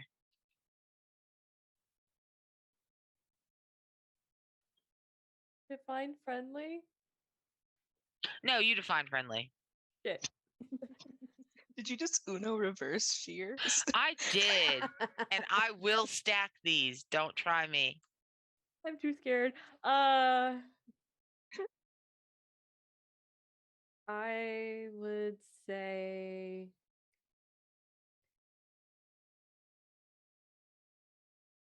field mouse. Because Melanie grew up watching and reading the original book, Secrets of Nim. Nice. Mm-hmm. All right, and Melody, what is the cutest woodland creature? Cutest. I'm gonna say chickadees. Excellent decision. Orchid, what is the trickiest woodland creature? Trickiest like Loki or trickiest as in like to deal with? I mean, you tell me. What is Okay.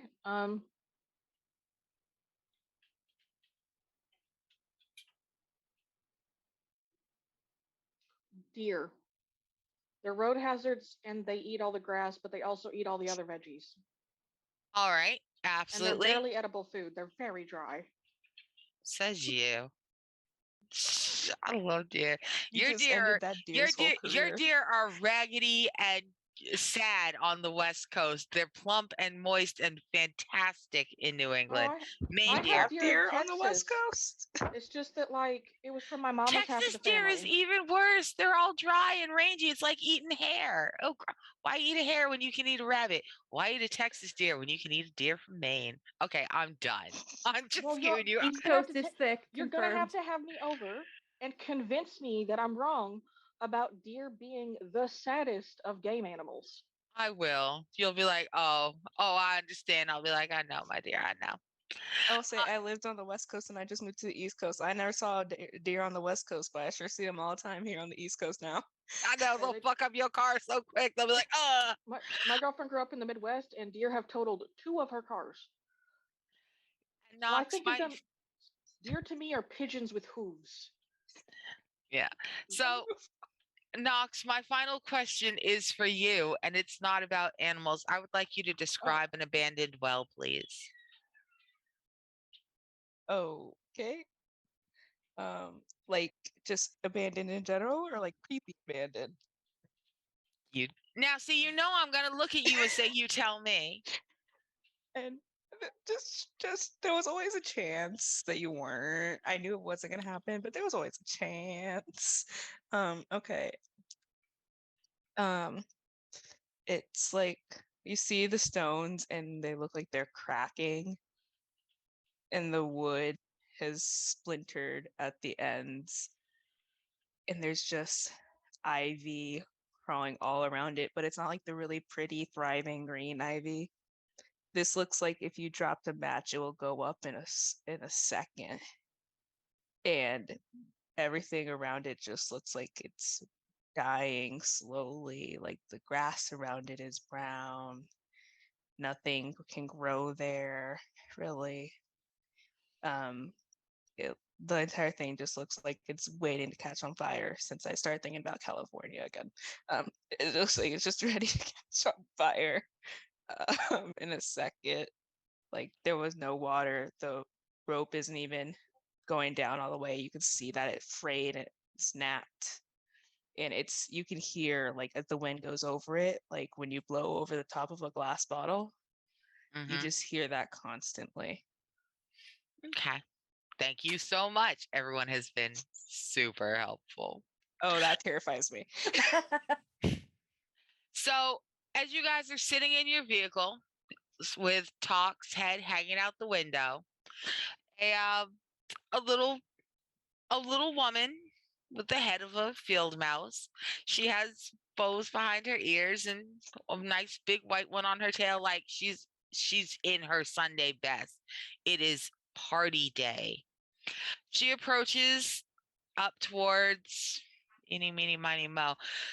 She approaches Melody's dune buggy, and she folds her little paws in front of her, and she goes, "We're so glad to see you humans. We were almost afraid you wouldn't come."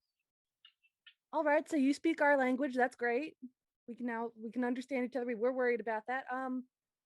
Where are we?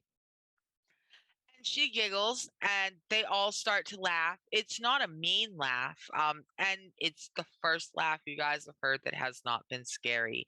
It is genuinely, this is really cute, bless their hearts kind of southern laughter. Oh, And the that field doesn't make me mouse, feel good though. and the field mouse goes, "Honey, didn't Milo tell you you're in Wonderland?" All right. So this is there. This is where we're supposed to be.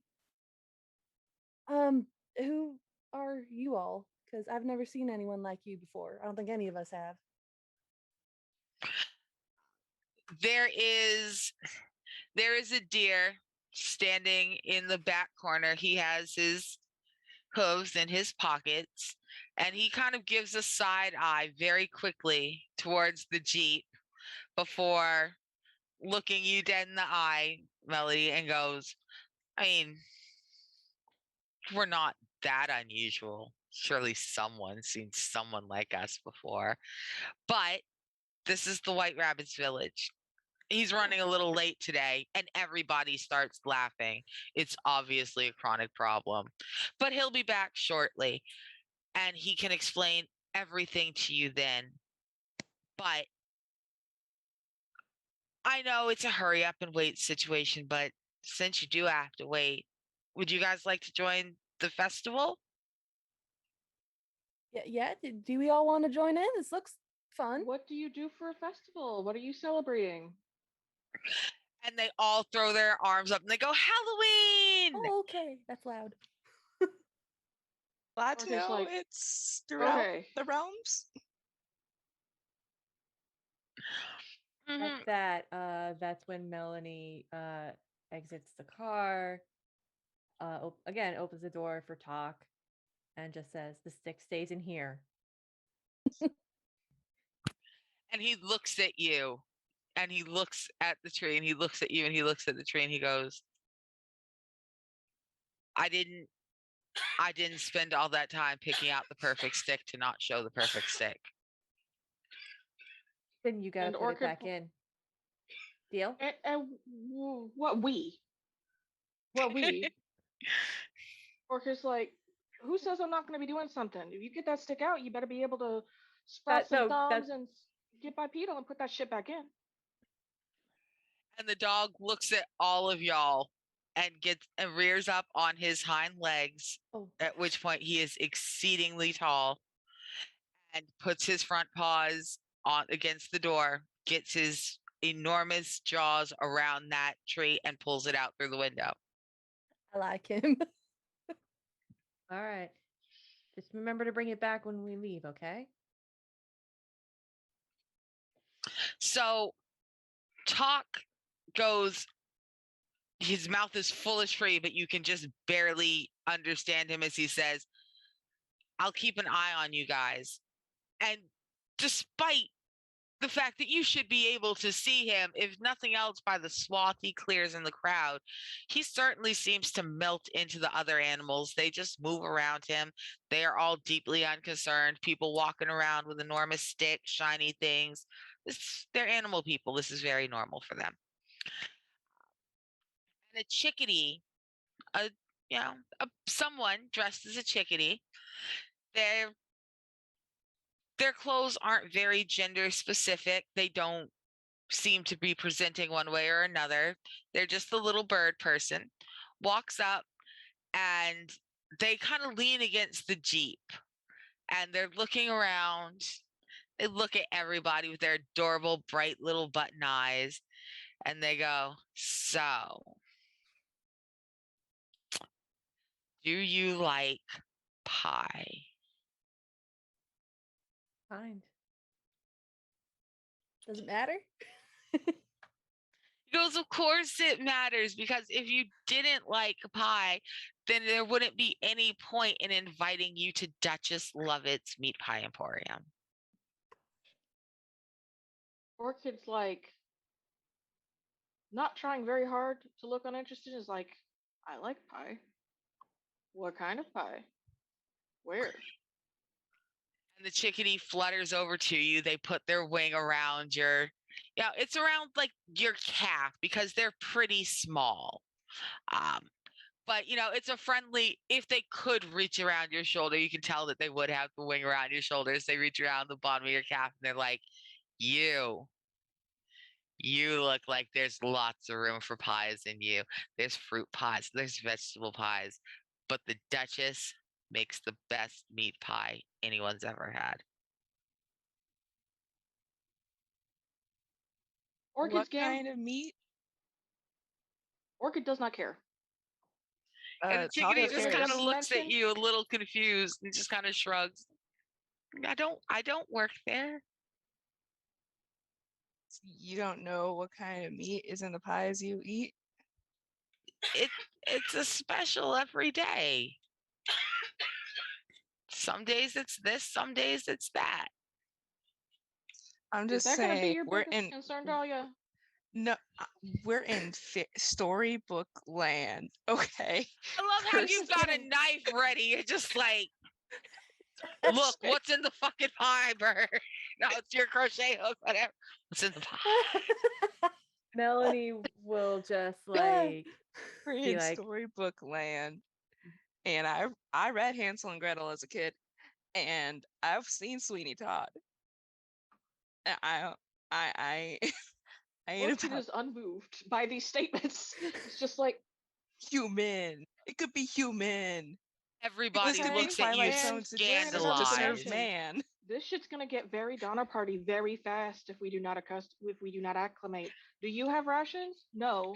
I got sandwiches. If you're that, you can just if you're that concerned. She said that this person all the way down there said that there is fruit pie. You can have some fruit pie. I'll eat some fruit pie. Okay, you go ahead and eat your possibly human pie. Jesus Christ, we sent kids on this mission. They're gonna eat whatever. Yes. All of the little animal people are scandalized and they all look at you. They're like, human in the pie. Melanie just comes forward, like squats down to their height, and just says, "There's a story in our world that," and she like explains Sweeney Todd. Have you ever seen a really, really sad looking chickadee before? Have you ever seen a bird just look at you like, why? Why is the world so cruel to my tiny birdie bones? Because that is the look this chickadee is giving you. Just, it cannot believe what you just told us. But You could hear Sarah McLachlan singing Arms and you can. Angela Lansbury. Oh no. 'Cause, Oh, she played the wife on the. Yeah. So the Oh, chickadee with their broken heart is trying to reassure you now. Obviously, you come from a terrible, frightening place where human beings put each other in pies instead of saving the world. Like, human beings are world savers, they're heroes. They only come in times of great distress, and you put them in pies in your world. no. This is a story. I mean, some people do. Oh my This is a gosh. story. Although- Talia. And Although- hold on. What was your name, little one? And the chickadee looks at you and goes, my name. And everybody is kind of giving you half a side eye. The chickadee goes, I thought you smell like you've been here before. Right. That's a very rude question. Names are powerful things here, especially for small things like me. And it's very, very cute as it tells you this. So freaking cute. I'm sorry. Apparently I was here before. I don't remember, but I'm trying to. What if I told you all a story? Uh, the field mouse loves this. She's jumping up and down. She claps her hands. She goes, "That would be absolutely lovely. We should all go to the Duchess's and have some pie and wait for the rabbit. And this lovely human can tell us a story before they save the day." And everyone is cheering. Everyone is so excited for all of you. You've come to save the day. There's going to be pie. Maybe you guys will Like get to another carve hour. some pumpkins. Life will be perfect. Orchid asks a question on the way and goes, "Speaking of distress and meat, what made that noise earlier?" The animals all kind of look at each other and look at you and look at each other and they go, "Some of them, the ones who don't listen, have been trying to run. You shouldn't run from the queen." Who is the queen here? And everyone looks at each other and they look at you and they look at each other and they look at you and they're like, "The Queen of Hearts."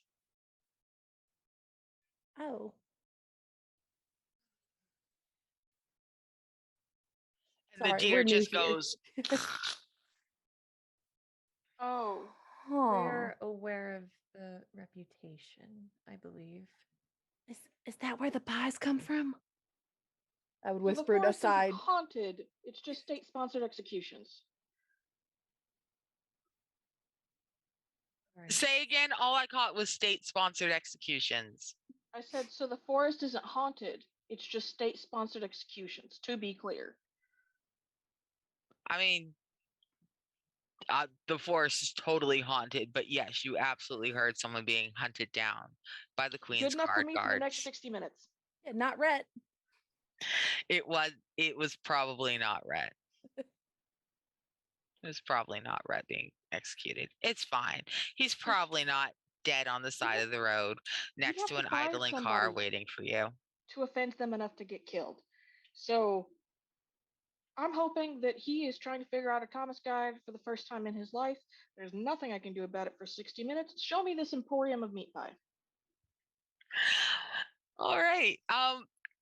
So you guys walk through the village square. There are all sorts of beautifully carved pumpkins. The pumpkins are kind of a weird color, though. Everything else, the color seems to be pretty right. The chickadees are colored like chickadees. The field mouse is a little tawny brownish gray. The deer has his little spawn spots. Everything else is colored properly. The pumpkins have this sickly purple tinge underneath the orange. Like they're still orange, but if somebody had painted them in Photoshop, the undercolor is the same purple gray as the mountains. And then the orange is just slapped thin and watery on top of it. Is there anything green? Yeah, the grass outside of town is green. Okay. The grass inside of town is mostly green. It looks like it's starting to catch that same purpley gray undertone. Okay. But there's very little grass. It's mostly paved. It is a busy, bustling little Germanic town center in the 1800s. It's super cute. And the building they lead you to is one of the bigger ones. The door is easy enough, or could you only have to duck like the tiniest bit to get in the door, assuming you're the tallest? If you're not, whoever's tallest only has to duck a tiny bit to get in the door. And there is a wild pig behind the counter. Her hair is neatly done. Her tusks are polished and shiny. Her dress is very beautiful. And her eyes are sparkling and pleasant. They are a bright, bloody, enraged pig red, because sometimes wild pigs just look like that. But they also look very friendly as she looks at you and goes, "Welcome to Duchess Levitt's Meat Pie Emporium. I'm the Duchess." Hello. Majesty. She laughs and she kind of makes a little piggy snort. She waves her little host at you and she goes, "No, no, no, baby. My name is Duchess. I'm not a Duchess." Oh, right. Okay. She seats you guys. She gives you, it looks like a table of honor. It's like right in the middle of everything. It's close to a fireplace that's giving off a little bit of warmth, but not enough to make you too hot. And as she sits you down, she's patting everyone on the shoulder. She seems to know everyone in town, and everyone is fawning over the Duchess. They all just they're thriving under her attention. They're all just basking. Everyone has an order, and she comes to your table and goes, "What can I get y'all?" What do you have? "Oh, I've got everything, baby. I have an apple pie. I have a peach pie. I have some mushroom pies that are savory. I have some rose petal jam. And I think I'd have to check. We may be out of the other one, but I think I still have some lovely hair. HARE. Oh. Like Melanie like checks her wallet. Wait, a rabbit lives here, but As she looks at you slightly scandalized, she's like, "Well, I don't feed it to him. Gosh. Fair enough. Am I just is Mr. Fox supposed to eat berries?" And you look over and there is a whole family of foxes and they are just very happily eating a pie. no, but I'm just wondering how. So, does the hair that's in the pie, does he not talk? I mean, before Just, he Not And now anymore. like, every just like picking not parts. anymore. Everyone Where is looking at you lightly scandalized and they're like, "Do you eat people that talk where you're like you now have them deeply concerned. Wonderland is not the weirdest place they've ever heard of. Like y'all are from places where you put heroes that talk in pies. They're Well, I wondering if mean, they should be sitting so close to you. Like someone literally scoots their chair a little bit further away from you now. most, not all people, but most people do talk in some language. Um, but not all people though. We want to be inclusive. But did do so are there some animals here that don't talk, and those are the ones you eat? I'm just wondering I'm new here, and the culture here is not what I'm used to, and there's no book for me to read about this. Well, I mean, about this do you have a specific pamphlet? aspects. Can I have an apple pie, please? And the Duchess pats you on the shoulder. She goes, "I'll bring you out an apple pie, honey. What can I get the rest of y'all?" I'll try that mushroom pie. And she looks at Orchid. She's like, you, and her little snout wrinkles. And she leans in closer. "You smell like a bacon man." Do you have a pie with bacon? Is that what's in your special meat pie? She's, uh, she has a very thick accent. She said baking. Oh, okay. Uh, yes, ma'am, I am. I'm really looking forward to your pie. Can I get a slice of the Duchess meat pie, your favorite stone fruit, and your favorite berry pie? She chucks you right on the chin. She goes, you. You're obviously her favorite. She just seems so thrilled that you would request those. She goes, "Absolutely. All this on the house, anything for a hero." And Melanie, she turns and she looks at you. She sniffs. She seems a little less impressed with you than everyone else. And she just kind of looks at you and goes, "You hungry?"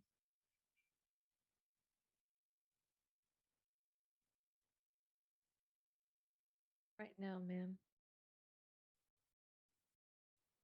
May I I have mean, you may just I, gonna sit here and not eat. may I have a water and some bread and jam? I'll pay. Everybody is exchanging looks behind you. You just came to the Pie Emporium. You just asked for bread and jam like it's yesterday or tomorrow when everyone knows there is no bread and jam today. It's always bread and jam yesterday or tomorrow. And you asked for bread and jam today at a meat pie emporium, and then you double down. You're like, I'll pay. Just the field mouse is, she's too polite to show how embarrassed she is, but the field mouse is embarrassed. Just all sorts of customs of hospitality are being just doubled down upon incorrectly. But you know what? You're a human, and humans are heroes. And sometimes heroes don't understand. And the Duchess kind of, you see her take a deep breath and go, how about some strawberry rhubarb, open top? It's almost like bread and jam. Ma'am. I'm sorry. And she starts getting visibly frustrated herself. And she just says, I promised a story. With your permission, may I tell it? And she just kind of waves her hand. She's whatever. And she heads off to the back to start making pies, start getting pies ready. Internally, So Melanie is like screaming at herself, like, you fucked up! You fucked up! I was rooting for you! We were all rooting for you! What is wrong with you? no, not your internal Tyra. So the rest of the animals have all turned to you. They're giving you they're giving you pity eyes, but also they're not like the pity eyes that you have to melt under and you can't survive. They're the pity eyes of, you know what? We all fuck up. It's okay. They're Mr. Rogers pity eyes, not Mean Girls pity eyes. That makes it both better and worse. And all the little animals are waiting for your story. But before you start, let's check in real quick. While the little animals are gathering around Melanie and they're just kind of jostling, making room, waiting for the story to start, you other three, you've ordered your pies. How are you feeling?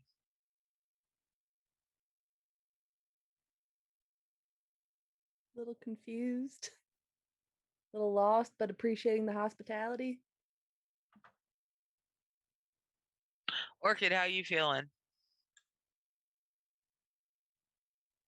Orchid has decided to enjoy the meal and wait to deal with anything else when there is not a crowd of very enthused onlookers with a person that Orchid is not super thrilled about right now.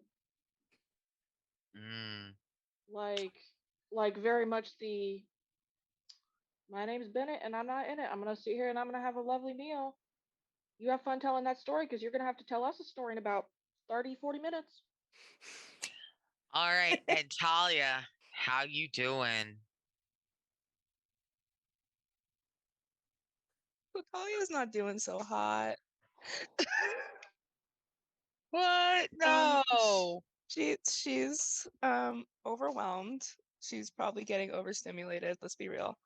Um, she's worried still and kind of is starting to think nobody else is thinking about the fact that her friend disappeared and they lost a whole human being. So she's really, really worried and stressed out about that. And nobody told her whether or not they eat people here. Like maybe they don't eat people, but they eat animals that talk and maybe, or nobody's explained the ethics of of of Wonderland, and now she's like really concerned, but also doesn't want to ask more questions. But she has so many, and she really wants to ask, but she doesn't know how to ask because everyone seems to hate her now. All right. So, Melanie, your co-travelers are sitting on the other side of the table from you, and they are alternately stewing silently damn near bubbling over ominously and looking lightly confused with a great attempt at polite, "This is lovely." Nobody looks stoked. Everybody's looking frustrated and hungry. And there's a fistful of little barnyard field animals, little forest woodland critters looking up at you. They just can't wait for their story. It's Woodland Critter Halloween. Why don't you go ahead and tell the critters what's going on? All right. Now, does anyone want to hear a fun story, a happy story, or in the spirit of the festival, a scary story? And from over by where they're sitting, chowing down with their parents, one of the little fox cubs goes, "A scary story." My forte. And she looks to the parents for permission first. She's had experiences of kids crying early on in her career. Oh, they nod.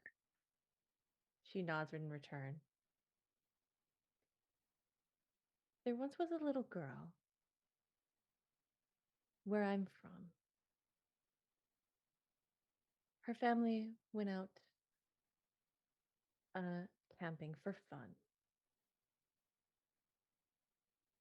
It was a holiday, and one of the few holidays they all went together as a family with.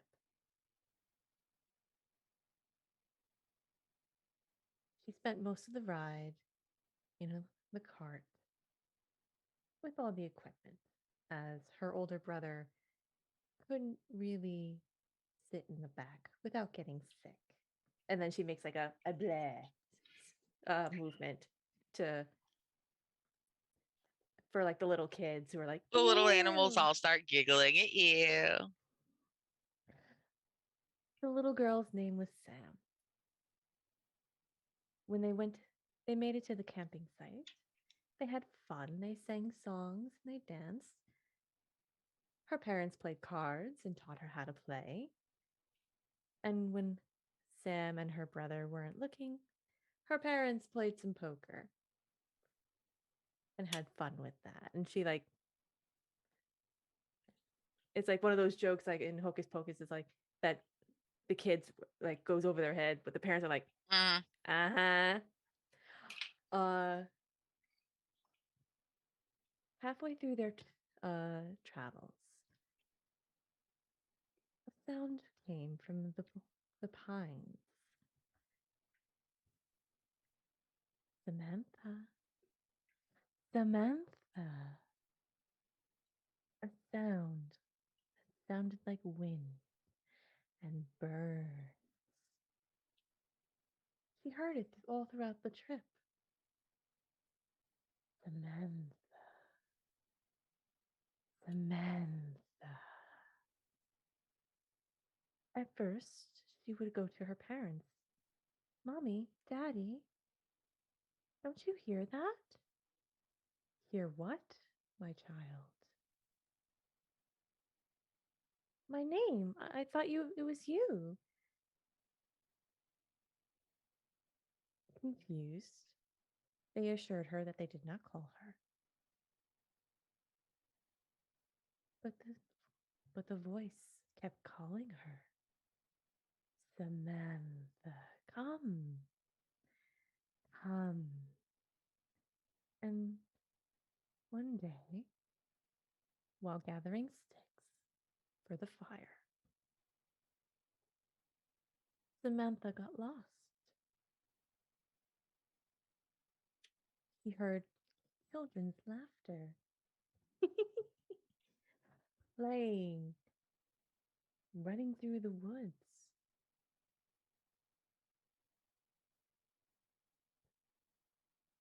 Days later, she emerged with no memory of what she did. She had only been gone a few minutes, had she not?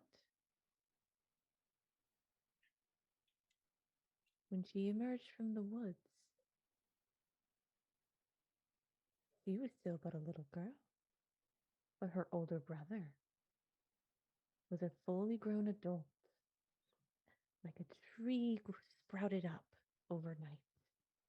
Her parents, their colorful hair, white as snow,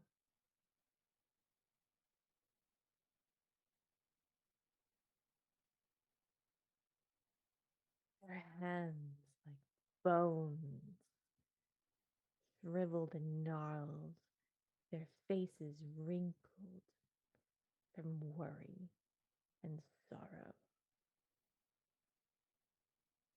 She looked at them, screaming, "You're not my parents! Give me back my family!" And runs back into the woods again. She emerges again.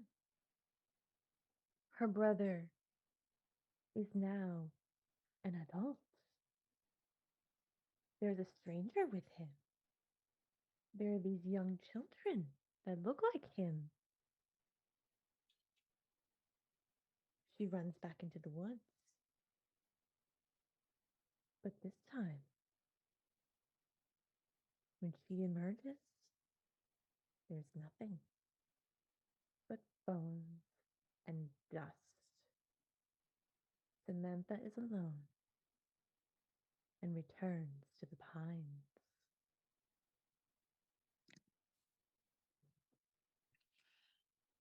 All of the small animals are thrilled. The children, especially, they are shivering. Ooh, so scary. Imagine you walk into the woods and your parents outgrow you. Like, oh, so it's thrilling. But the adult animals, their look is heavy. They seem to understand something that they're not telling you. The way that they're looking at you before gathering their children a little bit closer. It's unsettling. Um, Talk has not reappeared. He is nowhere in the crowd. You don't see him. You don't hear him. He's probably just exploring the town. For the rest of you, Melanie has told her story. The crowd is, dispersing. They're starting to go back to their own tables. Everyone is waiting for their food. And for a moment, it's really just the four of you around the table.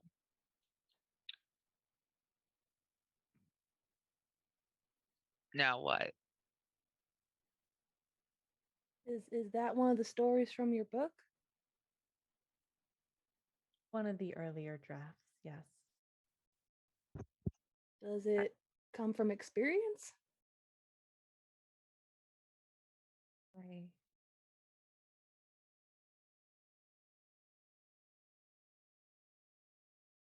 It just is that seemed mighty personal.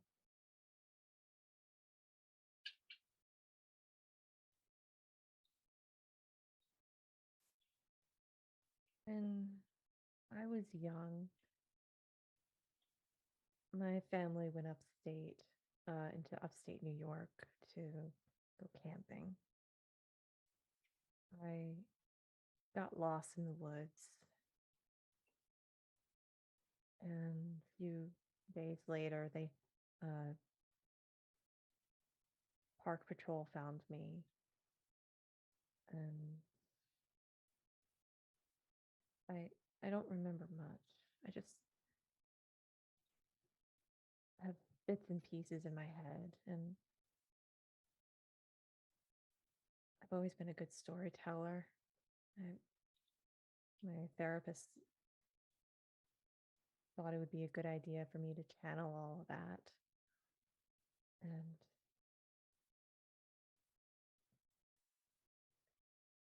I guess here we are.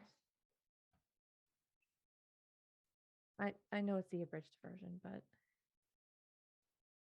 it's literally what I can remember. And she holds up like the book in her hand. This is like the closest thing to the real, what may have happened. Like the final draft, which is out, had to go through some changes, but it helped. Like it helped me move on. Talia, do you hear this? Your friend is missing. You're sitting here waiting for an apple pie you don't even want served to you by a pig, and this lady is over here giving a book talk interview. She said you can't pull over to look for your friend, and now she's giving a book talk interview after she did story time for a whole bunch of film eyes. Like, she doesn't seem to give a fuck. She seems real comfortable with this. Like, you, you seem like you're sitting there swelling up a little bit. Behind you, there's the frog in pants. He's swelling up, and you starting to match. Like, y'all, you look, you looking a lot like that mad bullfrog in the back. What's up with that, Talia?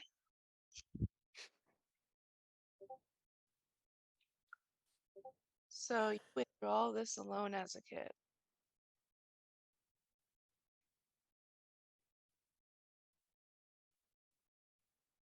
Old, yeah. Well, I'm sorry about that. I really am. But I cannot for the life of me imagine how someone who went through that terrifying experience by themselves would ever want that for somebody else.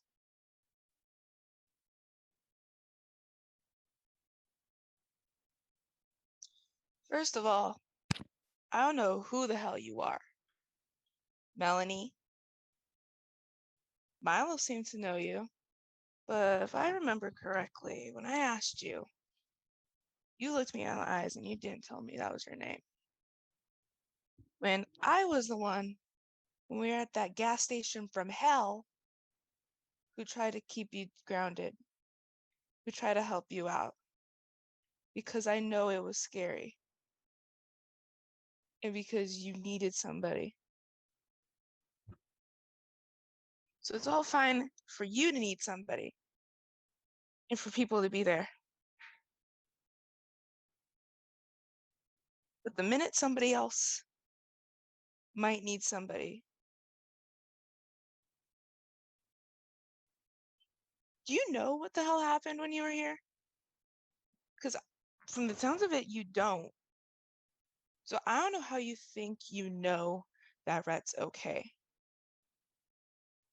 You could say we can't stop, we can't pull over. He'll be fine. He'll come back. He'll be just fine. We don't have the time. We can't slow down. We have to get out of the fucking tunnel. Well, we got out of the fucking tunnel and he ain't here. So where does that fit into your little storybook?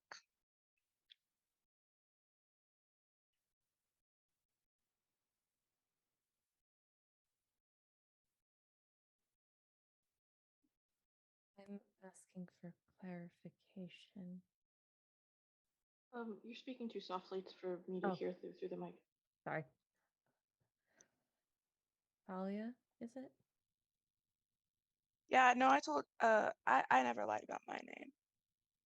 Neither did I. My name is Melanie Elena Kurt.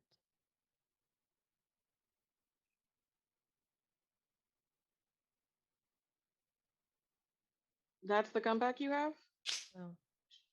No, it's not. Because Talia asked you some very important questions, and I have some of my own. I understand that this is very distressing, but we are all in the same boat, and you seem to have some ideas about where that boat is. You have not shared them. Where is Brett? Where is Rhett? How's he gonna be okay? How do you know that? And if you don't know what's happening, then why are you making such definitive statements? He's annoying and he's an asshole, and he dresses like a Saved by the Bell extra that wants to do my taxes, but he's still my friend. And I don't know why you think it's okay to just leave him. Where is he? Since you seem so damn sure he's coming back, where the fuck is he?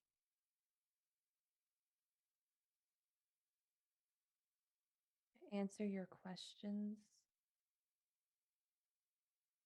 And she takes a pause and like opens up the book.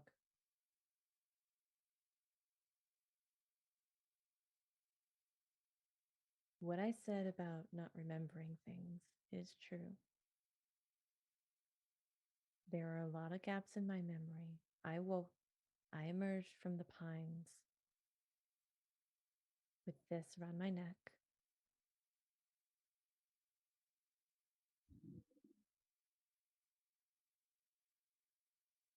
And vague memories, flashes of it, nightmares. And I was a child.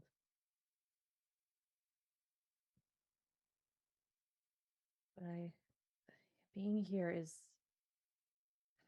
I don't know how to explain it,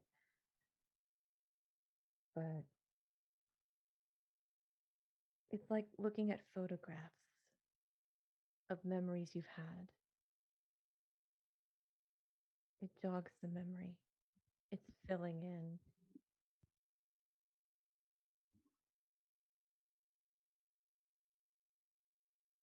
There was someone, I don't know who they were, but I remember they were tall and big. They were kind and they wanted to help. They had said that people who are lost here just go back home and that they are safe. Oftentimes, if you come through the pines, you tend to find a way back, however many times.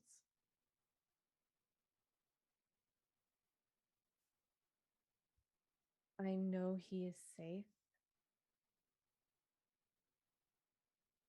And she like quickly pulls through the book and like points to a passage that she wrote about diverging paths. Because of this. Believe me if you want to or not. That is your choice. Something happened here and I don't remember. Either it was taken, like how we emerged in here, or suppression from trauma, or both.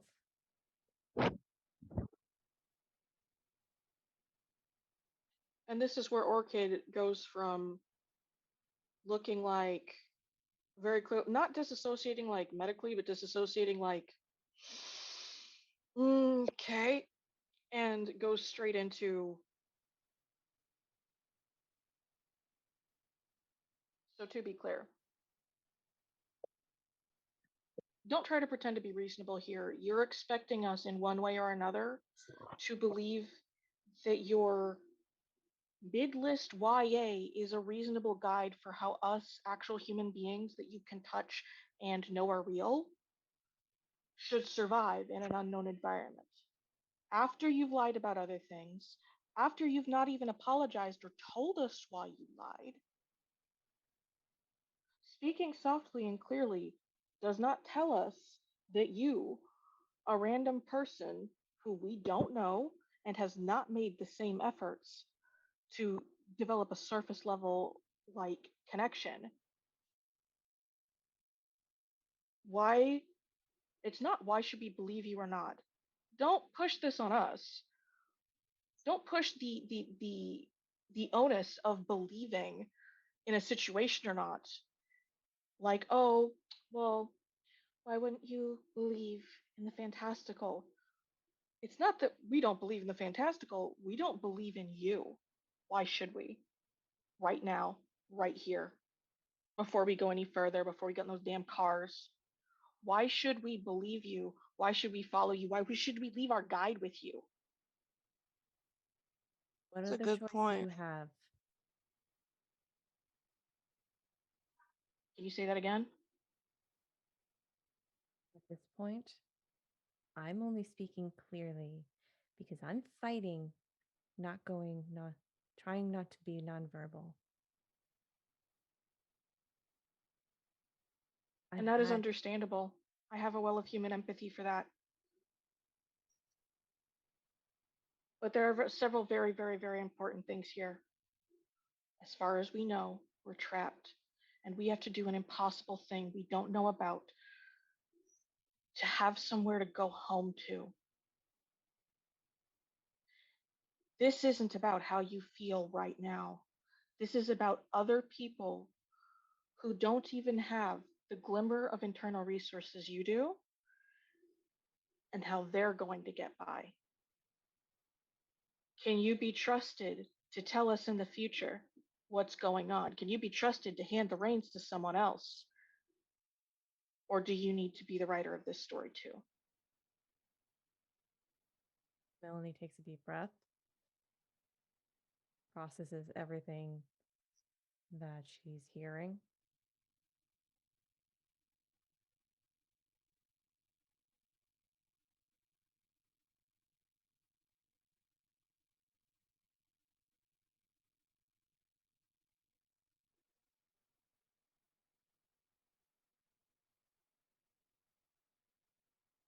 I'm sorry.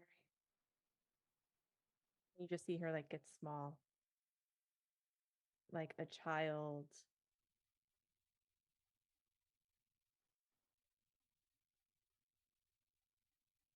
It's okay to be sorry, but sorry doesn't bring Rhett back.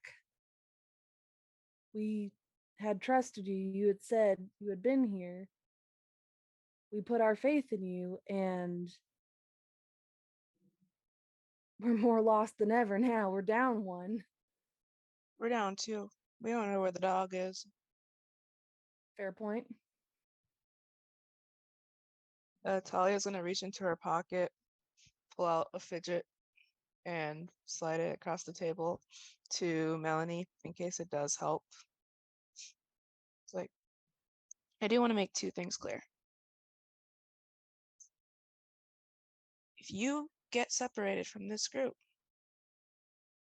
I don't care enough to look for you now. And if it comes down to taking care and finding Rhett or making sure you stay, I'm choosing him.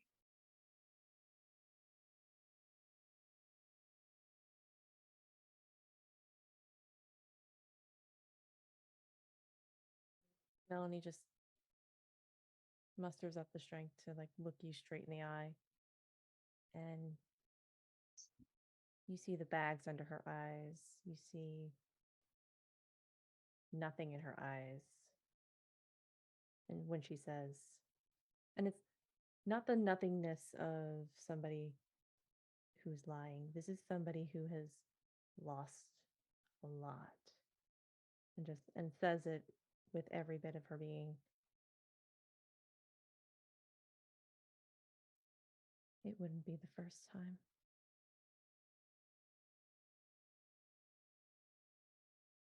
But you can trust me. Orchid takes a deep breath and lets it out through their nose and says, you know what? Let Miss Duchess know I'll be right back. And takes a walk outside because in an unknown environment, there is nothing more dangerous than hearing a white woman say, you can trust me. Oh, I felt that. And it's just like, and on their way back, on their way out, they are filled with so much conflicting emotion because it's hard not to have sympathy even for someone who has not behaved well. But like all of these actions, all of these statements are still extremely self-centered. And the only thing they can bring themselves to say on their way out is, I'd have thought someone else who was disabled would have a little bit more proactive thought about being left behind, and then walks out the door and takes a walk outside the restaurant. Y'all are fish. It's like, no, rent is due. Rent is due. So Rent is due. apparently. We are in another world, probably. We're somewhere. We are somewhere, and everyone else has at least been willing to say something or communicate in some way what's going on. And you can genuinely be like, that really sucks. Not in a surface way. It seems like you've been through a lot. How you feel about that right now doesn't actually matter though, because if you fuck around like this, we're gonna die. So before I say some other shit, I'm gonna leave. But I don't expect you, but like, Orchid's internal thoughts here are basically, I don't expect you to magically get over what clearly terrible things have happened to you. But seeing as how we are actual people, I do expect you to stop making yourself the center of that story. Like it's the only story. Because you're not the only one lost and you're not the only one who could lose someone. Previous tragedy is not an excuse to fail to prevent future tragedy. All right. So as Orchid is walking around the building, kind of stressed out, thinking their thoughts, waiting for their pie, they look over and they see that the deer from earlier is kind of around the corner. And as soon as you meet eyes, the deer looks at you and beckons for you to come this way. And like it's a very desperate, please come here.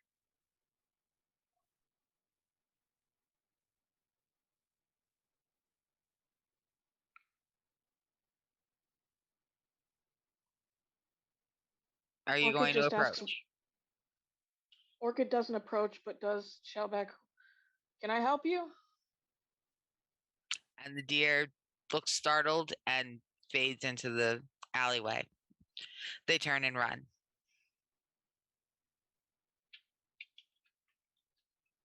First rule, people of color in a horror movie, you don't split up. No. Well, no, obviously. Orchid's just like, it cannot possibly be that important. Leave a note. Use rocks. This could have been an sin email. and a shame because it was totally that important. And on that note, let's go ahead and wrap up for the night. Oh, it was so important. All right. So thank you so much for stopping by. I could be lying. I could just be torturing them for a week. I'm not. It was super that's not going to come back to bite us later. Oh yeah. Anybody down the alley. Like, no. All right, well. No. I go to work at 2 a.m. I don't follow anyone down any alley for any reason. I mean, it's not 2 a.m. It's the middle of the day, and this is a small little deer, but that's fine. Period. Make your decision. It's good for you. So thank you so much for joining us on this week for Wish You Were Here, our very terrible, horrible, no good, very bad trip to save reality. I've been Arnica, your GM. Thank you so much. You can find me on Twitter and Twitch at Arnica X Ross. Normally, you can find me on Fridays at 6 p.m. on twitch.tv/Valorant running Avatar Legends. But we are off this week because this week we are doing Extra Life all weekend long. Please stop by. We have a variety of games set up from like 11 a.m. to 11 p.m. Friday, Saturday, and Sunday. My game, SCP, a super normal day at Site 207, will be this Sunday from 11 a.m. Eastern Standard Time to 1 p.m. Eastern Standard Time. And I will be trying to raise $200 for the Barbara Bush Children's Hospital here in Maine. It is the hospital that saved my child's life when he was 5. And it is the hospital that recently saved the life of my best friend's kid. So I would love it if you guys stop by, donate if you can, boost it if you can't. Kids could really use the money. Let's go around, say goodbye to the rest of the cast, and head out for the night. Let's go backwards. Let's start with Ash and work our way out. Yo, I'm Ash. I'm a narrator, artist, and writer. You can catch me on Twitter, SoundCloud, Twitch at so much panache with an ASH and not an ACHE. Uh, if you're bored, you need spooky, you love lesbians, gore, violence, tragedy, hope. Tonight at midnight, I will be dropping the interlude for the chain verse from Maria Ying. The Demons of the House of Hua will be coming out tonight. So check my feeds if you need something spooky Halloween to lead into your November. On to the next Nice. one, please. All right. It was Rosie this time, I believe. Okay. I'm Rosie, SweetRosieBee, just about everywhere on the internet. I am resuming my normal stream schedule next week, but before that, I too am doing an Extra Life stream. This Saturday, I'm doing a quiltathon in Extra Life colors. I am super excited. Each donation can put their name or a little phrase on the quilt. It should be fun, and it might last 24 hours depending on how fast I can sew. Other than that, I am a TTRPG and a video game streamer. I just uploaded my entire first actual play Ottoman Oak Bend that is now on YouTube. And that's all the fun stuff I have going on. Nice. Knox, how about you? What you doing? Hi everyone, I'm Knox. Wow, I was Talia and she had a day. Yes, you did. Talia sure had a day. You can find me over on Twitter at Nocturnal_7. I'd say on Twitch, except I need a better laptop before I can start doing that. But if you want to follow just in case, that's Nox_Turnal7. It does bother me that they don't match. And again, Noxturnal_7 on pretty much everything else, Instagram, TikTok, the works. Tomorrow at 9 p.m. EST, I'm going to be on X Row and then Crow with a K instead of a C on their Twitch channel playing They Came From Beyond the Grave in the part 2 of their Halloween special that's actually going on right now. So that's why I'm in part 2, not part 1. Because I'm here. And so you also go check me out tomorrow. And then I'm here Monday. So you should come back. But yeah, that was a lot. It was in all the best ways. All right. Cheers. Cheers, my buddy who everybody spent the whole night looking at side-eye. Why don't you lead us out? Hello, everyone. Blessed Samhain if you celebrate. My name is Bloodthread Shears, Shears for short. I played Melanie Elena Kurt. She fucked around. She's finding out very quickly. And you can find me on Twitch as Bloodthread Shears, all in one word. You can find me on Twitter at pinupac87. My Instagram is Different Drum Photography. I'm a freelance photographer. And I stream pretty regularly on Sundays, Wednesdays,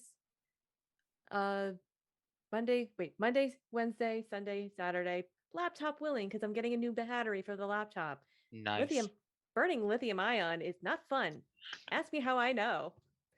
But yes, I am currently doing a bunch of sewing stuff. I will be doing a sewing machine maintenance stream now that I have the official guidebook for that little monster back there. So come on by. Follow link trees in the chat. I have all the stuff all under different names. Don't ask. So bye. All right. Thank you so much, everybody. It's been great having you here. I'm waiting to see if we're going to be rating. I'm not sure if we are. Oh, nice. We got a raid set up. I don't know who we're rating. It's going to be a surprise for me, for you, for Dupree, for everybody. Spectacular. So let's go surprise whoever we're going to drop in on. But until then, we'll see you next week where we will be closing out Wonderland and taking a break until we come back in January. We'll see you soon. Happy Halloween. Happy Blessed Halloween. Samhain. Bye Happy bye. Halloween. Happy Samhain. We miss you, Samhain. Leland. Bye.